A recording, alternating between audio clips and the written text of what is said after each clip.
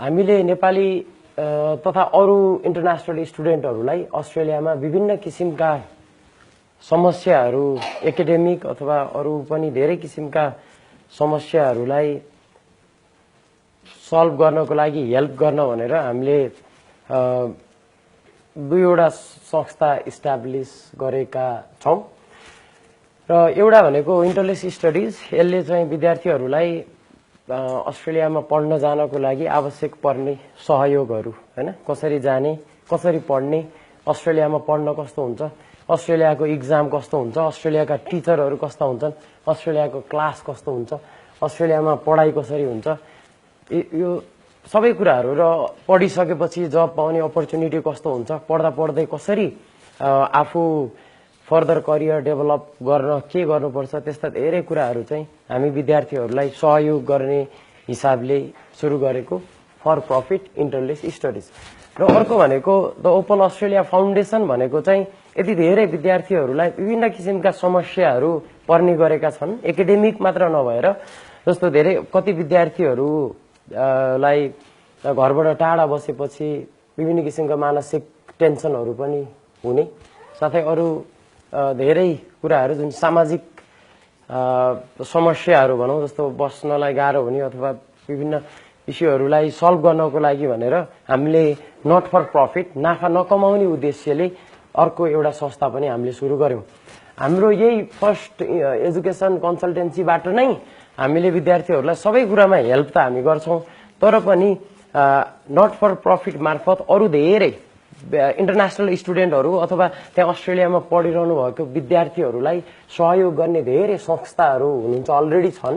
र त्योसँग कोल्याबोरेसन एजुकेसन कन्सल्टेन्सीले गर्दाखेरि चाहिँ रिलेभेन्ट नहुने भएर हामीले एउटा नट फर प्रफिट पनि हामीले सुरु गरेका छौं। र यसको उद्देश्य भनेको विद्यार्थीहरूलाई पढ्न जाने कुनै पनि किसिमको समस्याहरू समाधान गर्ने हाम्रो उद्देश्य हो। र हामीलाई कुन कुन प्रब्लमहरू छन् भन्ने थाहा छैन, किनभने थाहा छ केही तर धेरै विद्यार्थीहरूलाई विभिन्न किसिमका समस्या हुन सक्छन्, त्यो समस्याहरू कसरी समाधान गर्ने भनेर हामी हेल्प गर्छौं। भनेपछि तपाईहरु युनिभर्सिटी सिलेक्सन गर्ने अस्ट्रेलियामा अथवा कुन फिल्डमा जाने, कुन फिल्डमा आफ्नो इन्ट्रेस्ट छ, कुन ठाउँमा जाने, सिटी कसरी सेलेक्ट गर्ने, यी सबै कुराहरू यसमा पर्छन्।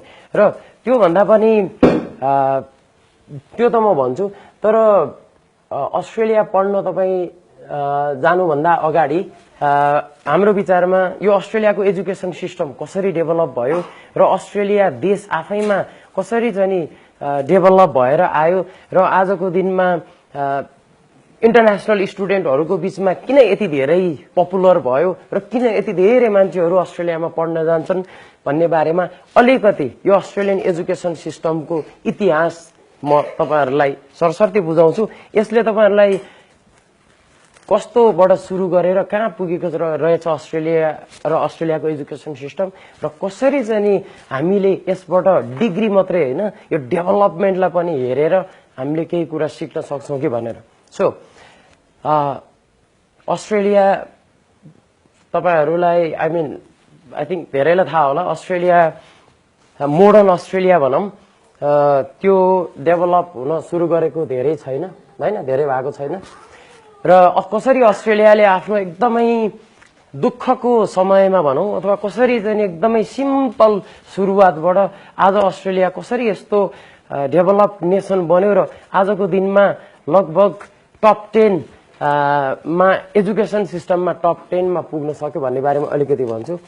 तपाईहरुलाई थाहा होला अस्ट्रेलिया भनेको साउदर्न हेमिस्फियरमा पर्छ र नेपाल त्यो ब्लू डटबाट डाइरेक्ट फ्लाइट जाने हो भने लगभग 13 घण्टाको फ्लाइट पर्छ अस्ट्रेलिया हैन। र हामीले हेर्यो भने अरु नेपाल अरु देशहरू छन्, छिमेकी देशहरू हैन, त्यसैगरी युरोप अथवा अमेरिकाहरुसँग छिमेकी देशहरू छन्, तर अस्ट्रेलिया भनेको एक्लै छ र यो भनेको एउटा आइल्यान्ड नेसन अथवा एउटा आइल्यान्ड कन्टिनेन्ट पनि हो हैन। र केही समस्या परिहाल्यो भनेदेखि अस्ट्रेलियामा जसरी नेपालमा अलिकति सजिलो हुन्छ अस्ट्रेलियामा पुग्नको लागि विभिन्न फिजिकल ब्यारियर पनि छ। र यो अस्ट्रेलिया कसरी चाहिँ इस्टाब्लिश भयो अथवा अस्ट्रेलियामा बस्ने अस्ट्रेलियामा कसरी मान्छेहरू बस्न थाले भन्ने यो पिक्चर हो। यो भनेको हामी सबै जति पनि होमोसेपियन्स अथवा मानव छौं अहिले संसारमा सबैको सुरुवात भनेको यो इस्ट साउथ इस्ट अफ्रिकाबाट सुरु भएको हो, करिब करिब 2 लाख वर्ष पहिला हैन। र त्यहीबाट नै आज नेपाली भन्नुस् अथवा जापानिज भन्नुस् अथवा इभन अमेरिकनहरू भन्नुस् सबै मान्छेको सुरुवात भनेको 2 लाख वर्ष अगाडि साउथ इस्ट एसियाबाट सुरु भएको र हामी इनफ्याक्ट एउटै चाहिँ नि परिवारका सदस्यहरू हौं हैन। र अस्ट्रेलिया भनेको तपाईले हेर्नु हो भने इभन अमेरिका युनाइटेड स्टेट्स अथवा साउथ अमेरिका 12,000 वर्ष पहिला चाहिँ अफ्रिकाबाट मुभ हुँदै गएका मान्छेहरू हुन्, तर अस्ट्रेलिया भनेको लगभग 50,000 वर्ष पहिला नै त्यहाँ पहिलो माइग्रेन्ट्सहरू अफ्रिकाबाट माइग्रेन्ट भएको India, Myanmar, Indonesia, Papua New Guinea हुँदै अस्ट्रेलिया 50,000 वर्षदेखि पसिरहेका छन्। र यो मेन एसिया र युरोप जुन चाहिँ जोडिएको छ त्यो भन्दा बाहेक एकदम लङ हिस्ट्री भएको कन्ट्री भनेको अस्ट्रेलिया हो। र यो फिगर भनेको अस्ट्रेलियाको म्याप तपाईहरु सबैजनाले हेर्नु भएको छ, तर यसमा नोटिस गर्नुपर्ने कुरा के छ भन्दाखेरि अस्ट्रेलिया भनेको लगभग नेपालको क्षेत्रफलमा हेर्दा लगभग 45-46 टाइम्स ठूलो छ, तर अस्ट्रेलियालाई यो ठाउँ भनेको एकदमै गाह्रो खालको ठाउँ छ। तपाईले देख्नुभयो भने यो अस्ट्रेलिया इस्ट टु वेस्ट लगभग 4000 किलोमिटर 4000 किलोमिटर छ र अस्ट्रेलियाको लगभग 93% क्षेत्रफल भनेको पुरै डेजर्ट हो। र तपाईहरुले सुन्नुभयो होला सहारा डेजर्ट अफ्रिकाको, त्यो सहारा डेजर्ट भन्दा अर्को ठूलो डेजर्ट भनेको अफ्रिकाको डेजर्ट हो। र अस्ट्रेलियामा जुन यो वरिपरि भनौं न पेरिफेरीमा हरियो तपाईहरुले देख्नु भएको छ, त्यहाँ मात्रै खेती योग्य जमिन छ र बस्न योग्य जमिन छ। धेरै भन्दा धेरै चाहिँ यो ठाउँ भनेको एकदमै डेजर्ट मात्रै हो है। र जुन सुरुमा 50,000 वर्ष पहिला अस्ट्रेलियामा जुन पहिलो मानिसहरू गए 50,000 वर्ष पहिला, त्यो जाने बेलामा चाहिँ पपुवा न्यू गिनी र अस्ट्रेलियाको बीचमा भएको जुन लगभग 100-150 किलोमिटरको ओसन जुन छ त्यो आइस एजको कारणले गर्दा त्यो जमेको थियो र मान्छेले अस्ट्रेलिया हिँडेरै गएका थिए 50,000 वर्ष पहिला। र उनीहरू अस्ट्रेलिया गए, त्यसभन्दा पछि त्यो आइस जुन थियो त्यो पग्लियो, त्यसभन्दा पछाडि क्रस गर्नलाई उनीहरूलाई भएन, त्यही भएर उनीहरू अस्ट्रेलिया बस्न थाले। र जुन 50,000 वर्ष पहिला गएको अस्ट्रेलियन एबोरिजिनल हुनुहुन्छ त्यसको संख्या भनेको जति बेला अस्ट्रेलिया पत्ता लाग्यो हैन, त्यो भनेको लगभग 1600 मा हो। र अस्ट्रेलिया पहिलो पत्ता लगाउने भनेको नेदरल्यान्डका चाहिँ जो नि सीमा भनौं न संसारमा कहाँ के छ भनेर जुन हेर्ने थियो 1600 मा पत्ता लाग्यो। र अस्ट्रेलियालाई त्यति बेला द न्यू हल्यान्ड भनेर भनिन्थ्यो र अस्ट्रेलियाको नाम अस्ट्रेलिया भएको धेरै भएको छैन। अस्ट्रेलियाको नाम सुरुमा द हल्यान्ड थियो, न्यू हल्यान्ड। अस्ट्रेलियाको एबोरिजिन पिपलहरू तपाईले देख्नुभयो भने उनीहरू भनेको हन्टर ग्यादरर भन्छन्, जम्मा हुने, केही शिकार गर्ने, खाने, त्यसभन्दा पछाडि अर्को ठाउँमा जाने, मुभ भइराख्ने हैन। र त्यो जति बेला न्यू हल्यान्ड पत्ता लाग्यो त्यति बेला अस्ट्रेलियामा खासै केही इन्फ्रास्ट्रक्चरहरू पनि थिएन, त्यहाँ खेतीपाती पनि थिएन, भनौं युरोप अमेरिका अथवा एसिया जुन पहिले डेभलप भइसकेको थियो त्यस्तो केही पनि थिएन। र 1788 मा ब्रिटिस एम्पायरले अस्ट्रेलियालाई आफ्नो कोलोनी घोषणा गर्यो हैन। र त्यो कोलोनी घोषणा गर्नुको पनि रिजन छ, America United states of America पहिला ब्रिटिसको कोलोनी थियो र 1776 मा अमेरिकन लिडरहरूले हामी इन्डिपेन्डेन्ट कन्ट्री भएको घोषणा गरे।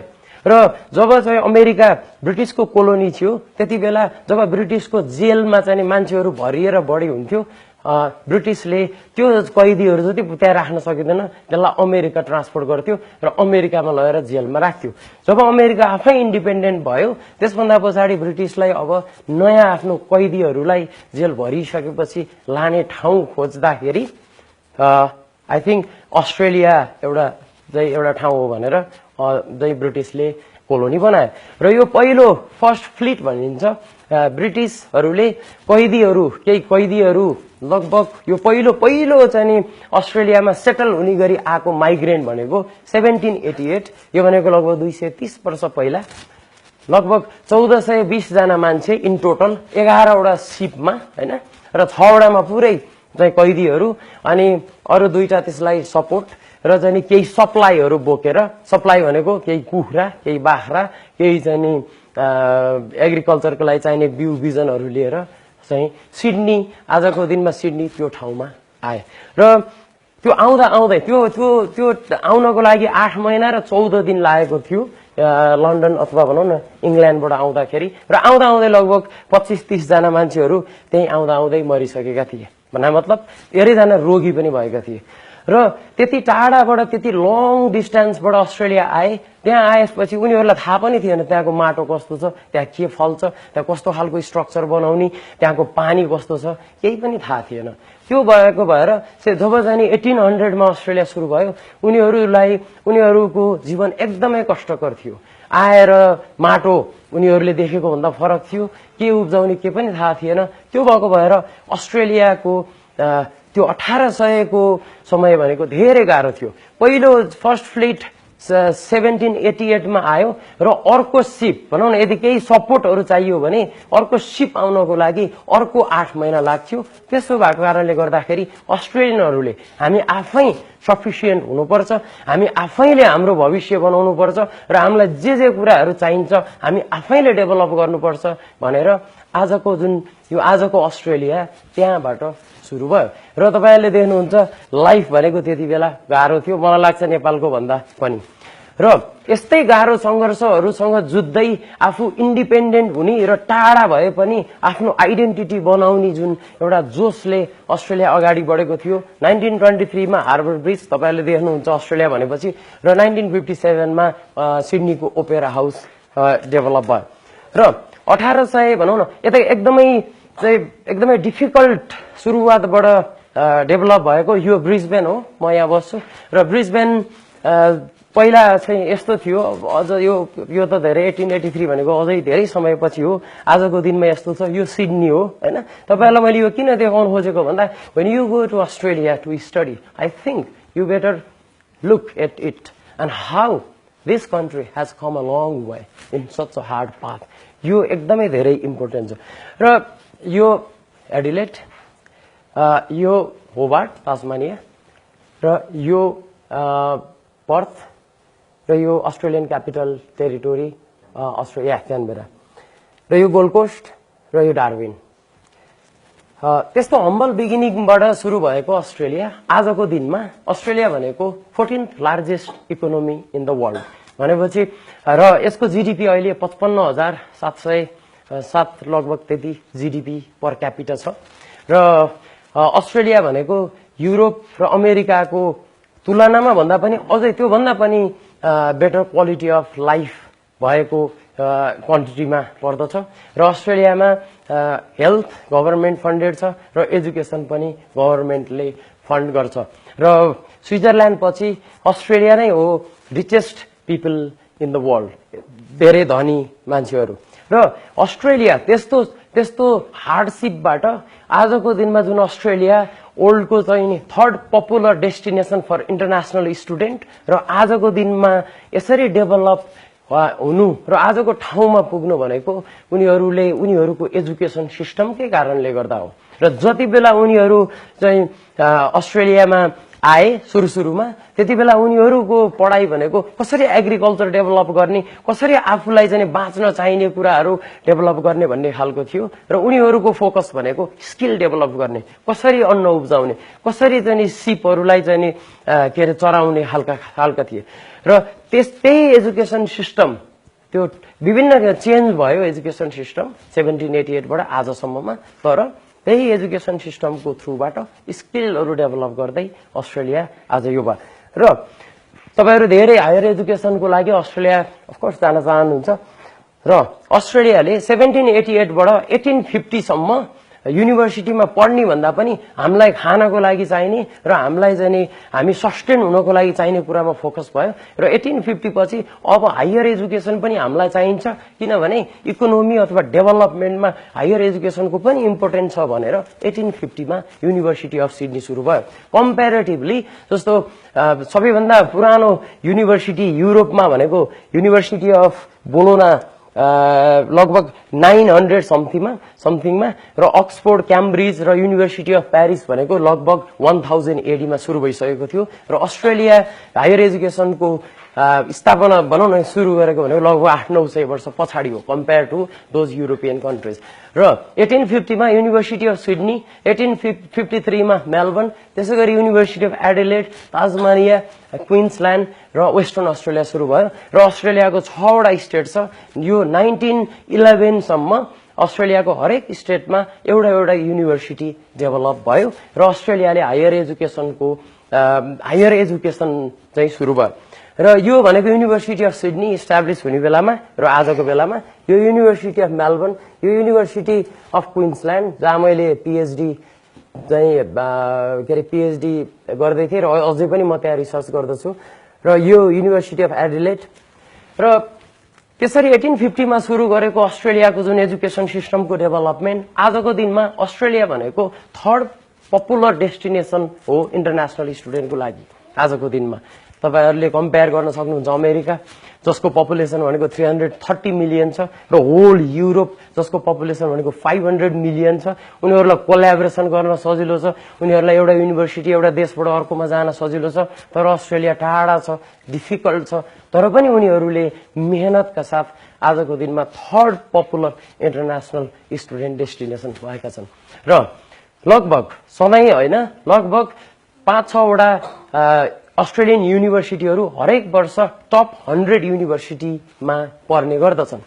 र धेरै सर्वेहरू इन्टरनेसनल स्टुडेन्टहरूलाई सोधेको सर्वेबाट 5 आउट अफ 30 हैन 30 वटा बेस्ट डेस्टिनेसन स्टुडेन्टहरूले बेस्ट डेस्टिनेसन भनेको मध्ये 5 वटा अस्ट्रेलियामा पर्दछन्।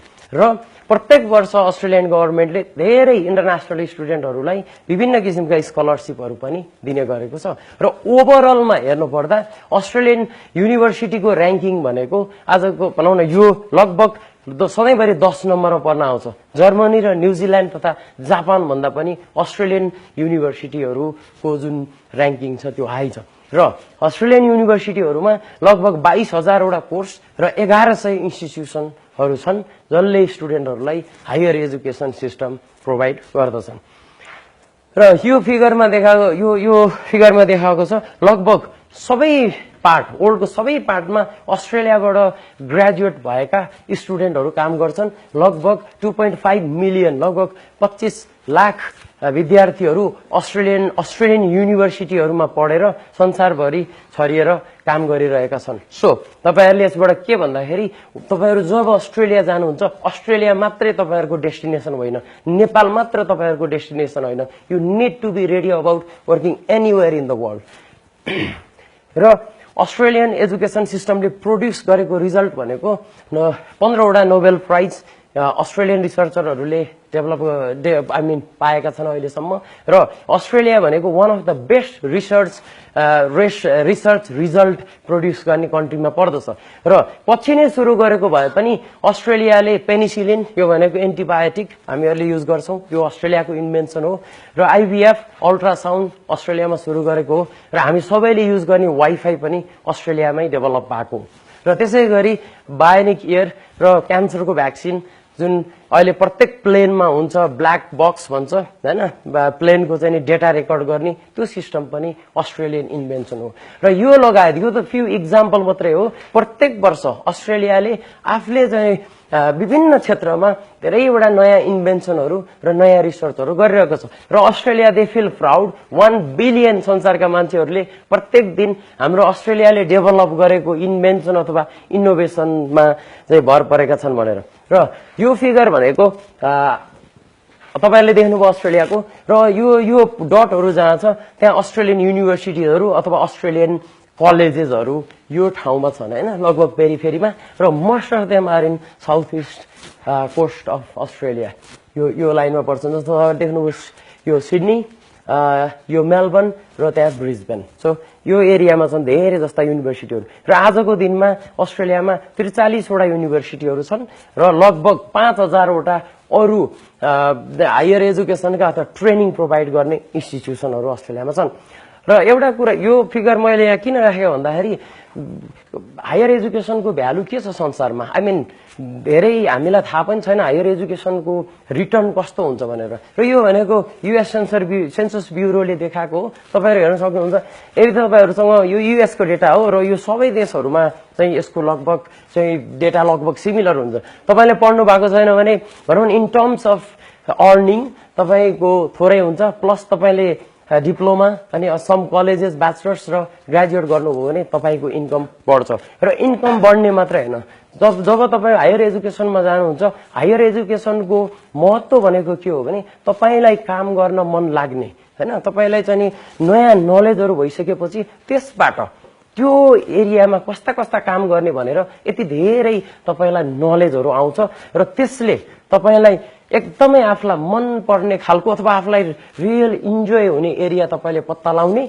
र त्यसमा तपाईले अरु फर्दर डेभलपमेन्टको लागि कन्ट्रिब्युसन गर्ने भन्ने उद्देश्यले हायर एजुकेसन चाहिँ डिजाइन गरेको हुन्छ त्यो भएको भएर हायर एजुकेसन भनेको जस्ट तलब पाउनको लागि अफ कोर्स होइन यो नेक्स्ट भनेको यो एउटा फिगरमा अस्ट्रेलियन एजुकेसन सिस्टमहरु देखाएको छ अस्ट्रेलियामा बेसिकली 3 तरिकाका एजुकेसन इन्स्टिट्युसनहरु छन् भन्नाले स्कुल कलेजहरु छन् एउटा भनेको स्कुल यो भनेको 12 सम्म अर्को भनेको युनिभर्सिटी तपाईको ब्याचलर्स देखि पीएचडी सम्म र यो भनेको भोकेशनल ओके सो अस्ट्रेलियाको एजुकेसन सिस्टम एकदमै फ्लेक्सिबल छ र अस्ट्रेलियाले सधैँभरि मेहनत गरेर पढ्ने विद्यार्थीहरुलाई सधैँभरि वेलकम गर्छ र तपाईहरु इंग्लिश पढ्न तपाईको इंग्लिश राम्रो छैन भने तपाईहरुले यसमा हेर्न सक्नुहुन्छ यो भनेको इंग्लिशको कोर्सहरु हो तपाई अस्ट्रेलियामा पढ्न जान चाहनुहुन्छ तर तपाईको इंग्लिश छैन भने तपाई सुरुमा इंग्लिश पढ्न सक्नुहुन्छ त्यसपछि तपाई स्कुलमा पढ्न जान सक्नुहुन्छ तपाईको इंग्लिश छैन भने इंग्लिश सिक्नुहुन्छ र तपाई भोकेशनल जुन स्किल बेस्ड पढ्न जानुहुन्छ र यदि युनिभर्सिटी पनि इंग्लिश राम्रो छैन भने तपाईहरुले इंग्लिश पढेर जान सक्नुहुन्छ र यसबाट के देखिन्छ भने तपाई अलरेडी इंग्लिश राम्रो छ भने तपाई सिधै स्कुल अथवा चाहिँ स्कुलमा जान सक्नुहुन्छ अथवा भोकेशनलमा जान सक्नुहुन्छ अथवा अन्डर ग्रेजुएट अथवा युनिभर्सिटीमा जान सक्नुहुन्छ त्यही भएर अस्ट्रेलियाले इन्टरनेशनल स्टुडेन्टहरुलाई इभन विभिन्न तरिकाले चाहिँ उनीहरुले वेलकम गर्छ र हाम्रो यो एजुकेसन कन्सल्टेन्सी हामीले सुरु गर्ने बेलामा हाम्रो काउन्सिलिङ टेक्निक के हो र हामी अरु कन्सल्टेन्सी भन्दा के फरक छौं अथवा के भिन्न तरिकाले गर्न सक्छौं भनेर हामीले लगभग 6-7 महिना हाम्रो टिमहरुले वर्कआउट गर्यो र आजको दिनमा हामीले के पत्ता लगायो भन्दाखेरि रिसर्चले के देखायो भन्दा लगभग 80% ओभरऑल का चाहिँ मान्छेहरु जो काम गरिरहेका छन् आफ्नो फिल्डमा उहाँ त्यो आफ्नो फिल्डमा जुन काम गरिरहनु भएको छ उहाँहरुलाई त्यो मन परेको छैन सो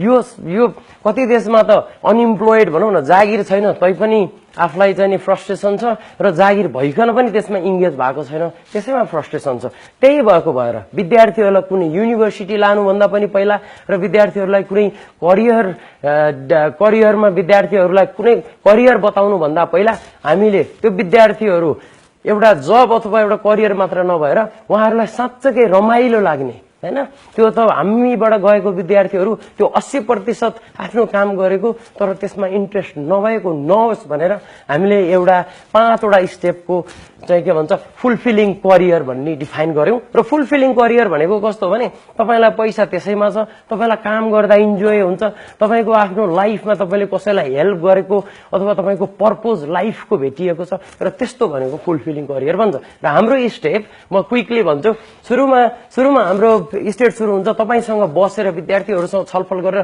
कुन एरियामा आफुलाई इन्ट्रेस्ट छ हैन किनभने धेरै विद्यार्थीलाई लाग्न सक्छ आई लाइक इन्जिनियरिङ तर पछि अरु कुराहरु सुन्दै जाँदाखेरि त्यो मन नपर्न पनि सक्छ त्यो भएर विद्यार्थीसँग बसेर हामी उनीहरुको पर्सनालिटी टाइप उहाँहरुको इन्ट्रेस्ट के छ उहाँहरुको स्ट्रेन्थ के हो विकनेस के हो त्यो सबै हेरेर एरिया पत्ता लगाउँछौं पहिलो स्टेप नेक्स्ट भनेको यो स्टेप पत्ता लगाएर मात्रै भएन अब तपाईले यो पढिसकेपछि फर्दर तपाईलाई इन्ट्रेस्ट लागेको फिल्डमा कस्ता कस्ता स्किलहरु डेभलप गर्न पर्छ त्यो एरियामा भनेर हामीले त्यो स्किल्सहरुलाई चाहिँ के लिस्ट आउट गर्छौं र यो किन भन्दाखेरि मोस्ट अफ द टाइम यो ओल्ड चाहिँ एजुकेसन सिस्टमको समस्या के हो भने पहिला विद्यार्थीहरुलाई क्लासमा लाने अनि त्यसभन्दा पछाडी बल्ल जबमा के गर्न पर्ने हो त्यो कुरा बताउने व्हिच इज भेरी रङ तपाईहरु भाटबटिनी गएर भरे खाने के हो थाहा छैन, सपिङ गरेर 100 थोक कुरा लानुभयो, घर पुगेपछि थाहा भयो oh yeah I like to eat momo खान मन छ, तर तपाईँले 100 वटा चाहिँ चिजबिजहरू लानुभयो, तपाईँलाई चाहिएको थाहा भएन। त्यो भएको भएर हामीले के भन्यो भने पहिला तपाईँले थाहा पाउनुपर्छ के आफूले खाने हो, what do you really want to eat, र त्यसका इन्ग्रेडियन्टहरू पत्ता लगाएर अनि बल्ल सपिङ गर्न जाँदाखेरि तपाईँहरूलाई के किन्न पर्ने हो थाहा हुन्छ। त्यही भएर त्यो स्किल चाहिँ सेकेन्डमा राखेको छ। र थर्डमा बल्ल एजुकेसन र ट्रेनिङको स्टेप आउँछ। र यति धेरै करियरहरू छन् संसारमा जसलाई पढ्नको लागि अस्ट्रेलिया अथवा अमेरिका अथवा युरोप जान पर्दैन। यति धेरै स्किलहरू अथवा करियरहरू तपाईँले यहीँ बसेर नि पढ्न सक्नुहुन्छ। त्यसभन्दा पछाडि बल्ल हामी तपाईँहरूलाई कस्तो चाहिँ युनिभर्सिटी चाहिन्छ, तपाईँहरूको निड र तपाईँहरूको प्लान र तपाईँहरूको स्किल देखेपछि बल्ल हामी तपाईँ फलानु युनिभर्सिटीमा जानुहोस् अथवा फलानु इन्स्टिट्युसनमा जानुहोस् भनेर हामी भन्छौँ। र अस्ट्रेलिया मात्रै होइन, हामीलाई लगभग अल ओभर द वर्ल्डको युनिभर्सिटीहरू कुन कुन युनिभर्सिटी केका लागि राम्रो छन् भन्ने हामीलाई धेरै इन्फर्मेसनहरू थाहा छ र तपाईँहरूलाई हामी राइट इन्स्टिट्युसनमा तपाईँहरूलाई डाइरेक्ट गर्छौँ। र त्यसभन्दा पछि तपाईँहरूले सिकेर त्यो आफ्नो फिल्ड पत्ता लगाउनु भयो, स्किल थाहा पाउनु भयो र यो युनिभर्सिटी अथवा इन्स्टिट्युसनमा पढ्ने थाहा पाउनु भयो। त्यसभन्दा पछाडि तपाईँले के बुझ्नुपर्छ भने आजको दिनमा मेरो फिल्डमा के भइरहेको छ र मैले केही नयाँ डेभलप गर्न सक्छु कि भनेर। फर इक्जाम्पल इभेन्ट म्यानेजमेन्ट यदि तपाईँहरूले पढ्नु भएको छ भने आजको यो प्रोग्राममा हामीले कसरी चेयरहरू राखेको छौँ, तपाईँले यहाँ बस्दा बस्दै आई थिङ्क यो चेयरलाई यसरी राख्नुपर्छ भनेर तपाईँले समहाउ अलिकति इनोभेसनहरू चाहिन्छ। र यो इनोभेसन भनेको जागिरको लागि मात्रै होइन, यो भनेको निड हो होइन। आजको दिनमा यति धेरै क्यान्सरका चाहिँ टाइपहरू छन् जसको हामीलाई नयाँ के अरे त्यसको टाइपहरू नै थाहा छैन। त्यो किन भन्दाखेरि तपाईँहरू जस्तै विद्यार्थी जसले चाहिँ पढ्नुहुन्छ र नयाँ नयाँ कुराहरू त्यसमा थप्नुहुन्छ अनि बल्ल तपाईँले त्यो फिल्डमा तपाईँले कन्ट्रिब्युसन गर्न सक्नुहुन्छ र तपाईँको करियर सोलिड हुन्छ। र त्यो भनेको इनोभेसन हो। र नेक्स्ट भनेको एटिच्युड। र आजको 21st century education, 21st century जब भन्ने सुनिन्छ, त्यो के हो भन्दाखेरि पहिला जुन इन्डस्ट्रियल रिभोल्युसनको बेलामा बनेको जुन हाम्रो यो एजुकेसन सिस्टम छ, त्यो एजुकेसन सिस्टमले के भन्यो भने तपाईँ कुनै युनिभर्सिटीमा जाने कम्प्युटर इन्जिनियरिङ ओके यो स्किलहरू सिक्ने अथवा थ्योरी सिक्ने र त्यसभन्दा पछाडि तपाईँको कुनै कम्पनीमा जाने त्यो कम्प्युटर इन्जिनियरिङको अनि त्यही काम गर्ने 9 बजे जाने 5 बजे फर्किने। आजको दिनमा त्यो मोडल चेन्ज भइसकेको छ। आजको दिनमा ओल्ड डाइनामिक छ, निडहरू फरक छन् र आजको बिजनेसहरू भनेको विभिन्न इनोभेटिभ तरिकाले गर्नुपर्ने हुन्छ। र त्यसैको लागि विद्यार्थीले आफ्नो एरिया स्किल र इन्स्टिट्युसन अथवा डिग्री अथवा इनोभेटिभ मात्र भएर हुँदैन कि त्यो विद्यार्थीहरू लाइफ लङ लर्निङ जे पर्छ त्यो कुरोलाई पढ्दै जाने एटिच्युड पनि डेभलप गर्नुपर्ने हुन्छ। तपाईँ एउटा जाने डाक्टर हुनुहुन्छ, एउटा नयाँ खालको विधिको सर्जरी आयो, तपाईँले मलाई थाहा छैन, त्यो त मैले पढ्ने बेला थिएन, अब म त्यो गर्न सक्दिनँ भन्ने कुरा भएन। र यो हरेक फिल्डमा लागू हुन्छ। यो इन्जिनियर्स अथवा डक्टर्सलाई मात्र नभएर बिजनेस, इभेन्ट म्यानेजमेन्ट अरू कुनै पनि फिल्डमा यो एटिच्युड डेभलप गर्नुपर्ने हुन्छ। जब यो 5 वटा कुराहरू सँगसँगै जान्छ र सँगसँगै जान पर्छ, त्यो 5 वटा कुराहरूले बल्ल तपाईँको फुलफिलिङ करियर डिटरमाइन हुन्छ। र हाम्रो उद्देश्य भनेको विद्यार्थीहरूलाई त्यो फुलफिलिङ करियर के हो, धेरै विद्यार्थीलाई थाहा पनि छैन। उहाँहरू भन्नुहुन्छ म आई डोन्ट नो मलाई के मनपर्छ भनेर होइन, तर विथ सम टाइम र चाहिँ रिफ्लेक्सन र विभिन्न चाहिँ काउन्सिलिङ टेक्निकहरूबाट तपाईँहरूको त्यो फुलफिलिङ करियर डिटरमाइन गर्छौँ। र हाम्रो सर्भिसेस मैले भनिहालेँ, हामी बिगिनिङबाट तपाईँहरूलाई अस्ट्रेलियाको क्लासमा कस्तो छ, किनभने म अस्ट्रेलियामा पढेको मात्रै होइन, मैले लगभग 3 वटा युनिभर्सिटीमा क्लासहरू पनि लिएको छु र मैले 6 वर्ष अस्ट्रेलियन एजुकेसन सिस्टममा डिपली मैले त्यहाँको एजुकेसन सिस्टमसँग काम गरेको छु। यति धेरै युनिभर्सिटीका प्रोफेसरहरूसँग, यति धेरै विद्यार्थीहरूसँग, यति धेरै इन्टरनेसनल स्टुडेन्टहरूसँग मैले डाइरेक्टली अथवा इन्डाइरेक्टली उनीहरूलाई पर्ने समस्याहरू जस्तो विशेष गरेर डेभलपिङ कन्ट्रीबाट हैन नेपाली विद्यार्थीहरू भनौँ, हामीलाई फुलफिलिङ करियर थाहा पनि छैन, हामीलाई के कुरोमा रमाइलो लाग्छ त्यो पनि थाहा छैन र हामीले भविष्यमा के गर्ने हाम्रो प्लान छ धेरै कुराहरू हामीलाई थाहा छैन। र त्यो विद्यार्थीको दोष होइन, यो नेपाली एजुकेसन सिस्टमले त्यो विद्यार्थीहरूलाई त्यो प्लेटफर्म दिन पर्थ्यो जुन कुरो दिएको छैन। र we are more than happy to help you all. र यो डेटा चाहिँ मैले यो डेटा तपाईँले हेर्नुहोस्, यो 2018 को र धेरै ठुलो नम्बरमा नेपाली विद्यार्थीहरू अस्ट्रेलिया पढ्न जानुहुन्छ र 2018 फेब्रुअरीको डेटा हो र चाइना र इन्डिया पछि नेपाल थर्डमा छ। द्याट मिन्स यति धेरै नेपाली विद्यार्थीहरू अस्ट्रेलिया पढ्न जानुहुन्छ। र यो भनेको अस्ट्रेलियन गभर्मेन्टले सधैँ एभ्री 2 इयर्समा इन्टरनेसनल स्टुडेन्टहरूले उनीहरूलाई कस्तो लाग्यो, त्यहाँको पढाइ, त्यहाँको जब, धेरै कुराहरू क्वेसनहरू सोध्छ। र यसमा तपाईँ देख्न सक्नुहुन्छ वर्ल्डको 89% छ भने अस्ट्रेलियाको पनि लगभग 89% स्टुडेन्ट चाहिँ ह्याप्पी छन् अस्ट्रेलियादेखिबाट है। आई डोन्ट नो नेपालीहरूको अलिक कम नै हुनसक्छ। र यो भनेको के हो भने अस्ट्रेलियामा पढिसकेपछि के हुन्छ त नि, कस्ता अपर्च्युनिटीहरू छ। यो भनेको इन्टरनेसनल स्टुडेन्टहरू कति प्रतिशत स्टुडेन्टहरू पढिसकेपछि जबमा जान्छन् भन्ने डेटा हो र यो पनि अस्ट्रेलियन गभर्मेन्टको डेटा हो। र यसबाट तपाईँ देख्नुहुन्छ लगभग फुल टाइम काम गर्ने 80% इन्टरनेसनल स्टुडेन्टहरू ग्रेजुएट भएपछि फुल टाइम काममा जान्छ। र अर्को इम्पोर्टेन्ट क्यारेक्टरिस्टिक्स अस्ट्रेलियन गभर्मेन्टको के हो भने इन्टरनेसनल स्टुडेन्टलाई पनि जति त्यहाँको लोकल स्टुडेन्टहरूलाई अथोरिटी छ काम गर्ने, त्यो त्यही समान अधिकार चाहिँ इन्टरनेसनल स्टुडेन्टहरूलाई पनि हुन्छ। र यो अस्ट्रेलियन गभर्मेन्टको चाहिँ तपाईँको यो एजेन्सी हो। यदि तपाईँहरूलाई पार्सियालिटी केही गरेको छ भने त्यो कुरा भनेको अस्ट्रेलियामा इलिगल हो।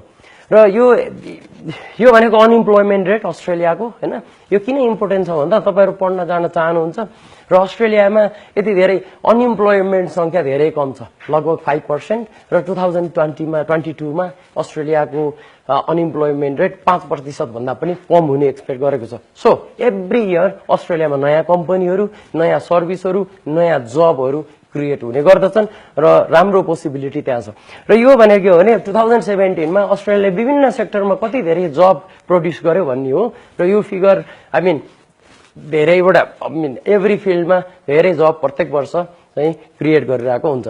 र यो भनेको धेरै विद्यार्थीहरूले के सोच्नुहुन्छ भने धेरै नेपाली विद्यार्थीहरूको उद्देश्य भनेको अस्ट्रेलियामा गएर त्यहाँको पर्मानेन्ट रेजिडेन्सी पाउने सबैजनाको चाहिँ विश हुन्छ भनौँ। र मलाई पनि त्यो थियो र मैले पनि पर्मानेन्ट रेजिडेन्सी कसरी पाइने भनेर मैले पनि त्यसमा गरेर अहिले म अस्ट्रेलियाको पर्मानेन्ट रेजिडेन्ट हो। र यो फिगर के देखाएको भन्दाखेरि प्रत्येक वर्ष तपाईँले हेर्नुभयो भने अस्ट्रेलियाले लगभग 1 लाख भन्दा बढी 100,000 भन्दा बढी स्किल प्रोफेसनलहरू अथवा स्किल भएका व्यक्तिहरूलाई पर्मानेन्ट रेजिडेन्सी दिने गर्दछ। र यो फिगर मैले यहाँ किन राखेको भन्दा तपाईँहरूले धेरै विद्यार्थीहरूले पीआर कसरी पाउने, पीआर मात्रै भनेको सुन्छु म। र मैले के भनेको भने तपाईँहरूले पीआरमा ध्यान दिनु भन्दा पनि तपाईँले जब आफ्नो स्किल डेभलप गर्नमा ध्यान दिनुभयो भनेदेखि तपाईँलाई अस्ट्रेलियाले चाहिँ थाई बसोबास अथवा पर्मानेन्ट रेजिडेन्सी दिने सम्भावना बढी हुन्छ। त्यो भएर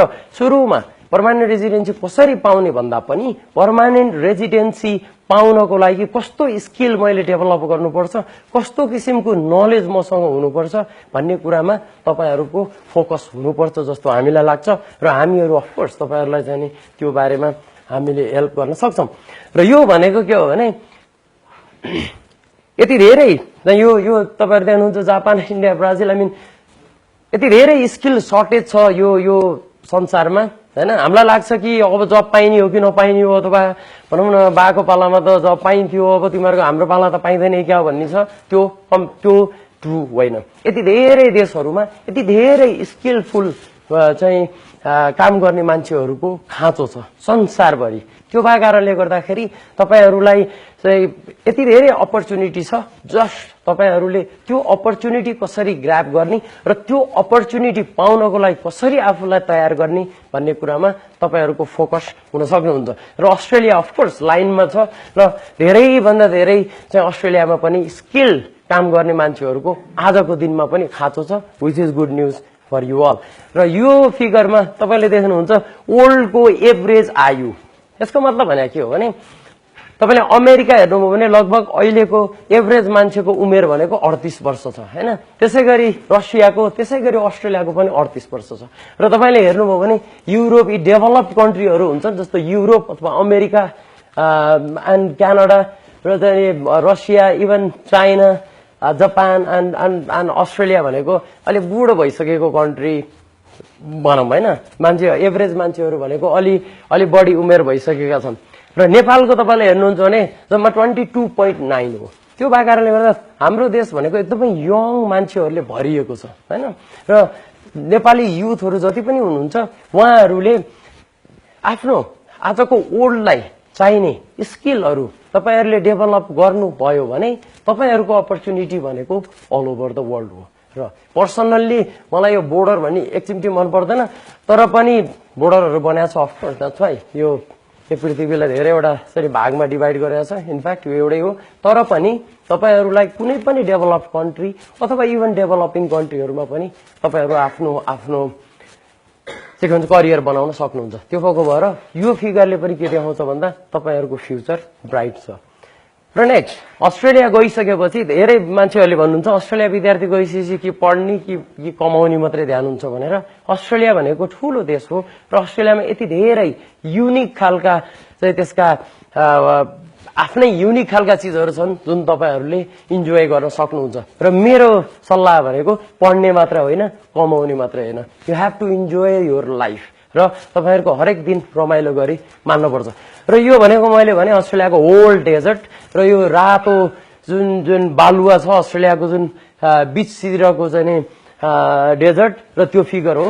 त्यहाँ धेरै टुरिस्टहरु जान्छन्। र अर्को भनेको ग्रेट ब्यारियर रिफ, अस्ट्रेलियाको त्यो ईस्ट कोस्टमा लगभग 2000 किलोमिटर लामो संसारमै एकदमै रेयर पानी मुनि बस्ने फ्लोरा र फाउना भन्छ नि, के भन्छ बिरुवा तथा जीवहरू यति धेरै छन् कि यो भनेको एकदमै संसारको अन्त कतै नभएको छ।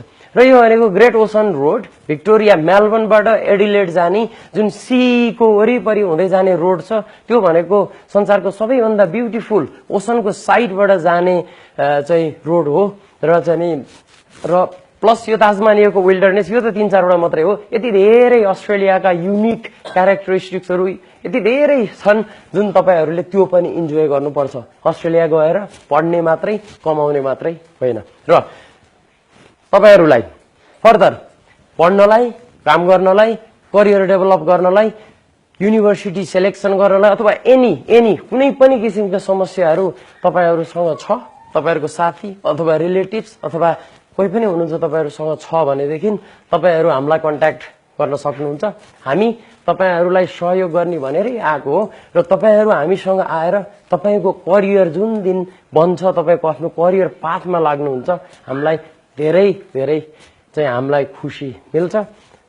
केही क्वेशन छ भनेदेखि तपाईहरुले पोखरा कन्सल्टेन्सी को प्रतिनिधित्व गर्दै भइरहेको छु।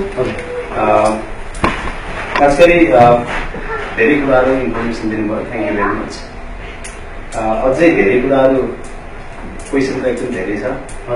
सबैजना सोध्नु भयो भने रमाइलो हुन्थ्यो है। यहाँ हात नउठ्यो भएर मैले सुरुवात मात्रै गर्न खोजेको। हामीले धेरै समस्याहरू चाहिँ आउँछन् विद्यार्थीहरूलाई काउन्सिलिङ गर्दाखेरि, अनि उनीहरूलाई चाहिँ गाइडिङ गर्दाखेरि, त्यसपछि प्रोसेसिङ गर्दाखेरि, अनि त्यो सँगसँगै अस्ट्रेलियन युनिभर्सिटीहरूसँग हामीले काम गर्दाखेरि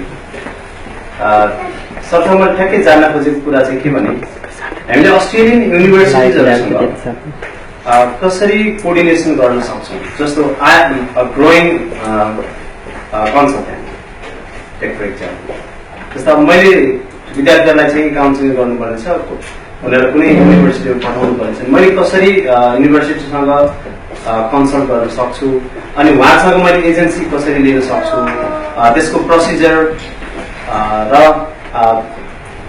प्रोसेस के कस्तो छ बताइदिनु भयो। किन अस्ट्रेलियाले सुरु गर्यो भन्ने बारेमा कुरा गरौँ। अस्ट्रेलियामा मैले भने यो थर्ड इन्टरनेसनल्ली पपुलर डेस्टिनेसन हो पढ्नको लागि, र यति धेरै 43 वटा युनिभर्सिटीहरू छन्। लगभग धेरै युनिभर्सिटीहरू अस्ट्रेलियाका हाई र्याङ्किङ युनिभर्सिटीहरू छन् र त्यो युनिभर्सिटीहरू भनेको संसारका सबै विद्यार्थीहरूलाई पढ्न जाने त्यसमा समान अधिकार हुन्छ। र हाम्रो युनिभर्सिटीहरू कस्ता छन् र हाम्रो युनिभर्सिटीले कसरी स्टुडेन्टहरूलाई, इन्टरनेसनल स्टुडेन्टहरूलाई हेल्प गर्छ भन्ने कुरा प्रत्येक 43वटा युनिभर्सिटीले 190वटा चाहिँ नि देशहरूमा आफ्नो शाखा खोलेर अथवा मार्केटिङ चाहिँ के भन्छ पोइन्ट खोल्न गाह्रो हुन्छ। त्यही भएको भएर अस्ट्रेलियन युनिभर्सिटीहरूले आफ्नो युनिभर्सिटीको रिप्रेजेन्टेटिभ भएर र आफ्नो युनिभर्सिटीमा भएको सर्भिसहरू अरूलाई बताउनको लागि भनेर एजुकेसन कन्सल्टेन्सी सुरु गरेको हो। र यसमा अफकोर्स इकोनोमिक रिजन पनि छ। जस्तो अस्ट्रेलियन इकोनोमीमा प्रत्येक वर्ष 32 बिलियन अस्ट्रेलियन डलर अस्ट्रेलियन इकोनोमीमा इन्टरनेसनल स्टुडेन्टहरूले कन्ट्रिब्युट गर्छन् र त्यो रकम बुझ्नको लागि के भन्दाखेरि अलमोस्ट हाम्रो होल नेपालको इन्कम पनि लगभग रियल जीडीपीमा भन्ने हो भने त्यति त्यो नहुन सक्छ। प्लस तपाईको यति धेरै चाहिँ तपाईको इन्टरनेसनल स्टुडेन्टहरू all over the world Australia पढेर जानु भएको छ। अफकोर्स यसले अस्ट्रेलियाको गुडविललाई हेल्प गर्छ। त्यो भएको भएर पनि अस्ट्रेलियाले धेरैभन्दा धेरै कन्सल्टेन्सीहरूलाई के भन्छ यो अस्ट्रेलियामा रिक्रुट गर्नको लागि अनुमति दिएको हो। तर धेरैवटा चाहिँ कन्सल्टेन्सीहरूले आफ्नो पर्पज भन्दा पनि आफूलाई कसरी कमिसन अथवा भनौँ न त्यस्तोको लागि अलिकति भनौँ न गलत तरिकाले काम गरेको भएर आजको दिनमा अस्ट्रेलियन एजुकेसन कन्सल्टेन्सी भन्ने बित्तिकै आई थिंक यसले लुट्ने भयो भन्ने जस्तो खालको आजको दिनमा आउँछ। त्यो रङ हो। केही एजुकेसन कन्सल्टेन्सीहरू त्यस्ता होलान्, तर नेपालमा पनि अथवा अल ओभर द वर्ल्ड धेरैभन्दा धेरै कन्सल्टेन्सीहरूले अस्ट्रेलियाको एजुकेसन सिस्टम बुझेर त्यो कन्सल्टेन्सीको मार्फतबाट अस्ट्रेलिया पढ्न जान पाउनु भएको छ। त्यसको लागि सबै एजुकेसन कन्सल्टेन्सीहरूलाई हामीले धन्यवाद दिन पर्छ। र अर्को कुरो, अस्ट्रेलियाले कसैलाई पनि पक्षपात गर्दैन, तर इनफ्याक्ट अरू कुनै कन्ट्रीले पनि पक्षपात गर्दैन। यदि स्टुडेन्ट रियली पढ्न इन्ट्रेस्टेड हो र उसँग अस्ट्रेलिया गएर पढ्न सक्ने क्षमता छ भने अस्ट्रेलियाले कुनै पनि देशको विद्यार्थीलाई अस्ट्रेलियाले पढ्न दिने हुन्छ। र यदि त्यस्तो केही भयो अथवा बायस भयो अथवा कुनै भनेदेखि आई थिंक यो कुरा चाहिँ भनौँ यो कुरोलाई इन्टरनेसनली पनि रेज गर्न सकिन्छ। र अर्को भनेको अस्ट्रेलियन युनिभर्सिटीहरू जहिले पनि सधैँ नयाँ कन्सल्टेन्सीहरू अथवा भइरहेका कन्सल्टेन्सीहरू जसले अस्ट्रेलियाको एजुकेसनलाई राम्रोसँग अरू विद्यार्थीहरू माझ पुर्याउने हो भने अथवा त्यसमा हेल्प गर्ने हो भने अस्ट्रेलियन युनिभर्सिटीलाई नयाँ कन्सल्टेन्सीहरूसँग मिलेर काम गर्न केही पनि छैन। र तपाईले भन्नुभएको क्वेसन अनुसार तपाई एजुकेसन कन्सल्टेन्सी हुनुहुन्छ भने तपाईले आफ्नो भिजन मिशन कसरी अस्ट्रेलियन एजुकेसन सिस्टमलाई अरू समक्ष पुर्याउनुहुन्छ र कसरी बेस्ट सर्भिस दिएर अस्ट्रेलियन युनिभर्सिटीलाई स्टुडेन्टहरू रिक्रुट गर्न हेल्प गर्नुहुन्छ भनेर तपाईले क्लियरली भन्नुभयो भने अस्ट्रेलियन युनिभर्सिटीहरूले तपाईलाई अफकोर्स कन्सल्टेन्सी एजेन्सी दिने गर्छ। तर धेरैवटा प्र्याक्टिसहरूबाट फ्रड एजेन्सीहरू फ्रड डकुमेन्टहरू बनाउने र यति धेरै चाहिँ के भन्छ गर्न मिल्ने भन्दा नमिल्ने कुराहरू त्यस्तो गर्ने कन्सल्टेन्सीहरूले गरेको भएर नयाँ कन्सल्टेन्सीहरूलाई एकैचोटि अस्ट्रेलियालाई पत्याउन गाह्रो हुन्छ अस्ट्रेलियन युनिभर्सिटीलाई। र त्यो भनेको फेयर हो हैन। र त्यो कारणले गर्दा तपाईले आफ्नो क्वालिटी मेन्टेन गरेर गर्छु भन्नुभयो भने अफकोर्स तपाईलाई चाहिँ अस्ट्रेलियन युनिभर्सिटीलाई कन्सल्टेन्सी एजेन्सी दिन गाह्रो छैन। तर त्यो भनेर फेरि म आफै पनि एउटा एजुकेसन कन्सल्टेन्सी हो हैन। र मैले जुन चाहिँ युनिभर्सिटी अथवा अस्ट्रेलियन गभर्नमेन्टले भनेको हुन्छ एजुकेसन कन्सल्टेन्सीले के गर्नुपर्छ र कसरी चाहिँ एजुकेसन कन्सल्टेन्सीको एजेन्सी दिनुपर्छ भन्ने जुन इन्फर्मेसन छ त्यही इन्फर्मेसनको आधारमा मैले एन्सर गरेको। नेपालको 3 करोड समथिङ कति सकिया हो हजुर पपुलेसन, त्यहाँबाट चाहिँ 30,000 जस्तो देखिन्छ। यो पपुलेसनको प्रोपोर्सन हेर्दाखेरि त डरलाग्दो भयो है। अब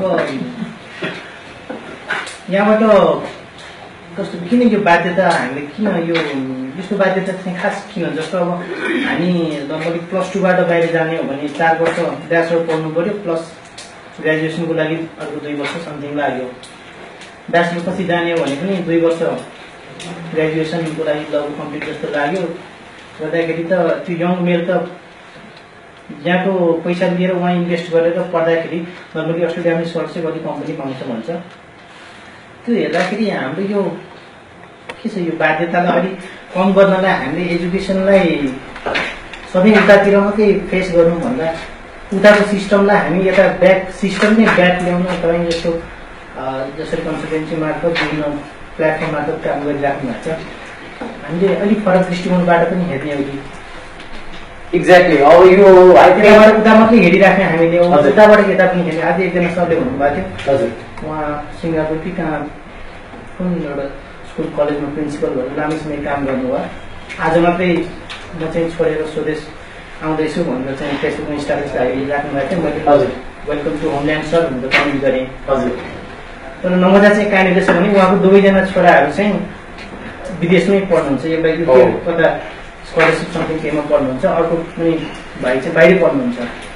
मतलब आफ्नो छोराहरूलाई चाहिँ विदेशमै सेटल गराउने, आफ्नो फ्यामिली पनि बाहिर सेटल गराउने, अनि आफू चाहिँ बुढेसकालको चाहिँ रिटायर्ड लाइफमा चाहिँ रेस्पेक्टेबल लाइफ चाहिँ यता जिउँछु भनेर फेरि अलिकति राष्ट्रियता पनि देखाउने। हामी अलिक अनेस्ट भएनौँ कि अब कुराहरू जस्तो यङ उमेरको भाइ बहिनीहरू धेरै हुनुहुन्छ, उहाँहरूलाई भनिदिनु पर्ने कुरा अलिक धेरै छ कि हामीले एक डेटा मात्रै दियौँ।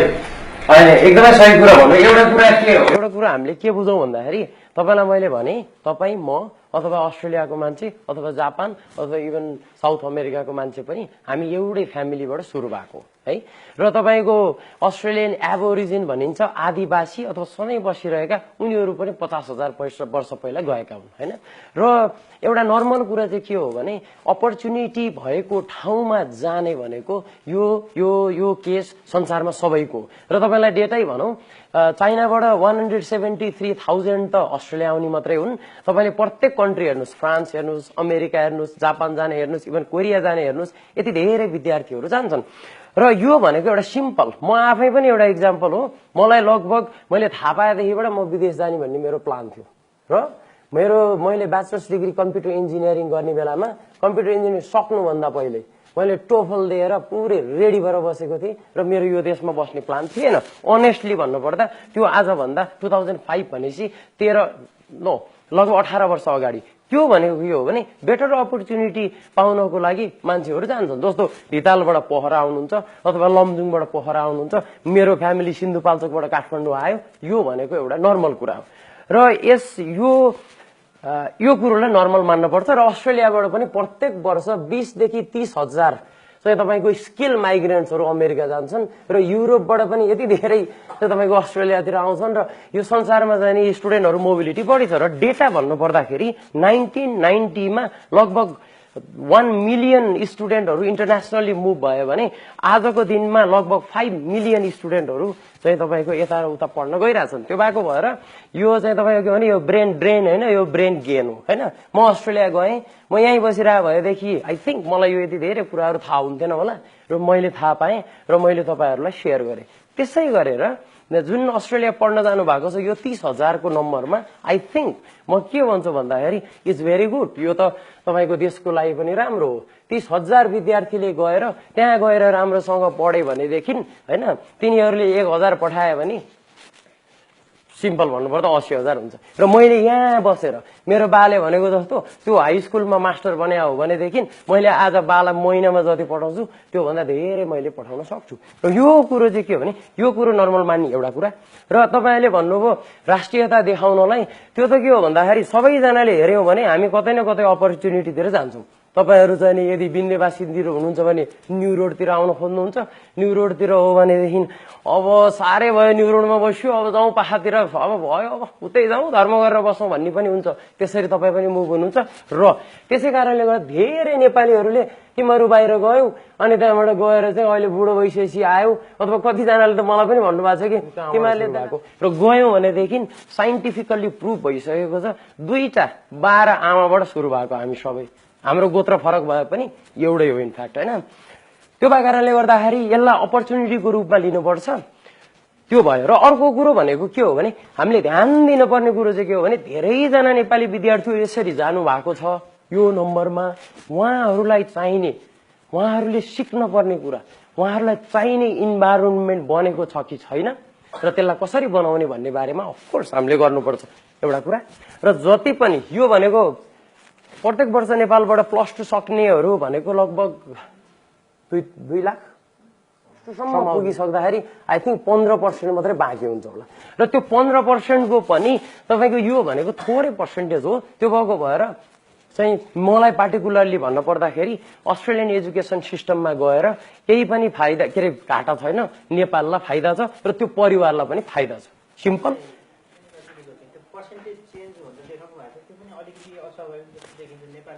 एक्ज्याक्टली यो चाहिँ के हो भन्दाखेरि के हो भन्दा कसलाई अस्ट्रेलिया जान कसलाई मन छैन। म त सिधै कुरो के हो भने नेपालमा दुई थरी मान्छे छन्, एउटा बाहिर जान चाहने, एउटा बाहिर बस्ने। सिम्पल। र धेरै मान्छेहरूले भन्नुहुन्छ र होइन मलाई देश छोड्न मन छैन, मलाई देशको माया छ भनेर तपाईँले क्लियरली हेर्नुभयो भने आज यो देशमा तपाईँको यो देशले जुन कुराहरू दिन पर्थ्यो, हाई स्ट्यान्डर्ड लिभिङ, मैले भने एजुकेसन फ्री छ। मेरो छोरो अस्ट्रेलियामा जन्मियो, मलाई चाहिँ नि अब मेरो छोरो पैसाकै कारणले गर्दा पढ्न नपाउने भन्ने स्थिति हुँदैन।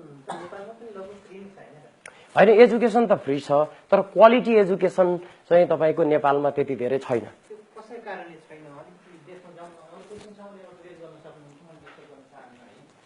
क्वालिटी छैन भन्ने बेलामा दोष कसलाई लगाउने? टिचरलाई दोष लगाउने कि गभर्मेन्टलाई दोष लगाउने? रिसर्च नगर्ने, हामी आफैलाई पनि हेर्ने, रिसर्चको नाममा कति पनि नगर्ने स्टुडेन्टहरू हामी प्रशस्तै छौँ। अब तपाईँलाई म नेपालको इतिहास मैले जानेको है, म एकदमै इतिहासकार त म होइन, तर चाहिँ के हो भने नेपालको आजसम्म रेकर्डेड हिस्ट्री 10,000 वर्षको हिस्ट्री छ है काठमाडौँमा। केही टुल भेट्टाइयो भनेपछि यो नेपाल त्यो बेला भनेको चाहिँ के भन्छ तपाईँको वेद र चाहिँ पुराणहरू पढ्ने बेला थियो र नेपालमा चाहिँ त्यति बेला पण्डितहरू टन्न थिए। त्यो बेलाको लागि एजुकेसन सिस्टम त्यही थियो र कोही चाहिँ नि के अरे काठका काम गर्थे, कोही फलामका काम गर्थे, बाबाट सिक्थे। एक किसिमको एजुकेसन सिस्टम त्यति बेला पनि थियो र चाहिँ नि कन्टिन्यू थियो र वी आर ह्याप्पी, हामी खुसी थियौँ। के भयो भन्दाखेरि तपाईँको जब चाहिँ यो इन्डस्ट्रियल रिभोल्युसन भयो अराउन्ड 1800 त्यो बेलामा बल्ल आजको जुन एजुकेसन हामीले भनेका छौँ त्यो सुरु भएको लगभग 150-200 वर्ष पनि भएको छैन। त्यो भएर यो एकदमै नयाँ ठाउँ हो। युनिभर्सिटी, स्कुल, कलेज भनेको नयाँ कुरा हो, यो धेर भएकै छैन बनेको। यो हामीले बुझ्नुपर्ने हुन्छ।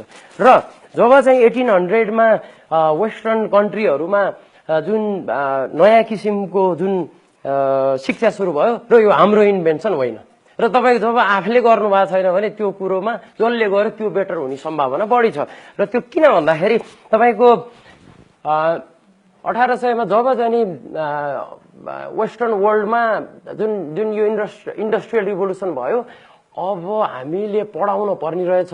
त्यति बेलासम्म चाहिँ हुन्छ नि परिवारहरू धेरै भयो भने टेन्सन हुने खालको बेला थियो, तर त्यहाँनिर यति धेरै इन्डस्ट्री खोलेपछि त जति बढी जनता भयो त्यति पो फाइदा हुने रहेछ र यिनीहरूलाई कसरी चाहिँ नि उनीहरूलाई चाहिँ नि के भन्छ यो फ्याक्ट्रीमा काम गर्न लाउने भनेर त्यहाँ त्यो प्रयोजनको लागि सुरु भएको थियो।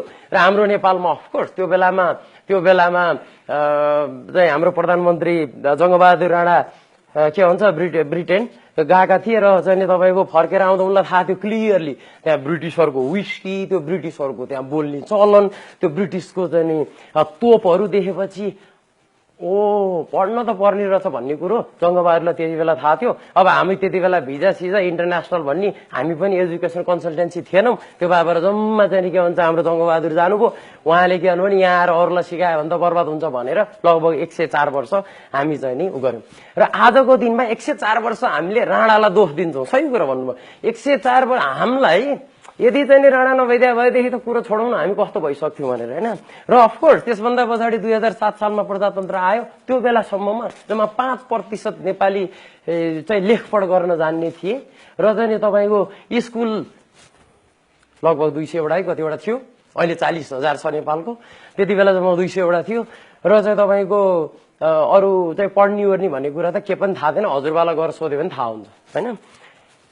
र 7 सालमा जब प्रजातन्त्र आयो मिनिस्ट्री अफ एजुकेसन सुरु भयो नेपालको होइन। र पहिलो मिनिस्ट्री अफ एजुकेसन 7 सालबाट सुरु भएको र त्यो मिनिस्ट्री अफ एजुकेसनको पहिलो काम के थियो भन्दाखेरि हामी नेपालमा शिक्षाको क्षेत्रमा कहाँ छौँ र हामीले यो नेपालको शिक्षालाई कसरी डेभलप गर्ने भनेर एउटा ठुलो संख्याको चाहिँ नि एउटा ग्रुप बनेको थियो र एउटा अमेरिकाको युनिभर्सिटी अफ ओरेगनको प्रोफेसरलाई चाहिँ के भन्छ एउटा चाहिँ एडभाइजरको रूपमा राखेर दिल्ली रमन रेग्मी, सरदार पाण्डे, आई थिङ्क रुद्रराज पाण्डे उहाँहरूको चाहिँ तपाईँको एउटा ग्रुप बनेको थियो र उनीहरूले त्यो बेलामा त्यो रिपोर्ट तपाईँले अनलाइन पढ्न सक्नुहुन्छ, गएर सर्च गरेर। त्यो बेलामा उहाँहरूले तपाईँको हिमाल, पहाड, तराई, पढ्न जान्ने पढ्न नजान्ने त्यहाँका चाहिँ नि विभिन्न जनताहरूसँग सोधेर अनि उहाँहरूले एउटा रिपोर्ट गर्नु भएको छ। त्यो रिपोर्टको चाहिँ नि फाइन्डिङ्समा तपाईँलाई एउटा हुन्छ, उहाँहरूले के भन्नुभएको छ भने एसएलसी भन्ने इक्जाम हटाउनु पर्छ र निरन्तर इभ्यालुएसन गर्ने सिस्टम राख्नुपर्छ। 1 2 नम्बरमा नेपालको शिक्षा भनेको व्यवहारिक बनाउनु पर्छ।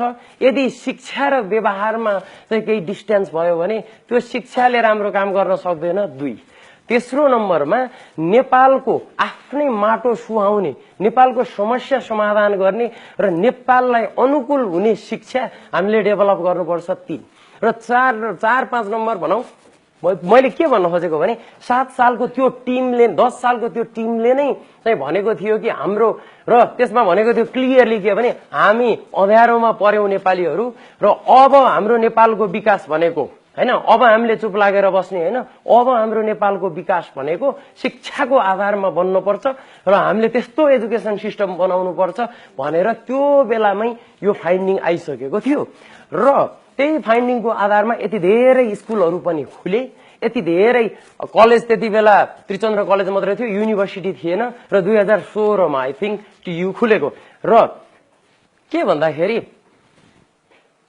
लगभग त्यति बेलाका पोलिसी मेकरहरूलाई नेपालको डेभलपमेन्ट भनेको एजुकेसनकै आधारमा हुनुपर्छ भन्ने कुरो क्लियर थियो। र किन त्यो भएन, तपाईले भनेको एकदमै जायज क्वेशन हो र यो क्वेशनको एन्सर आई डोन्ट थिंक हामी 17 जनालाई सोध्यो भने 17 थरी हुन्छ, 1000 जनालाई सोध्नु भने 1000 थरी हुन्छ। तर किन त्यो भयो भन्ने बारेमा ठिकै छ, राम्रै हो।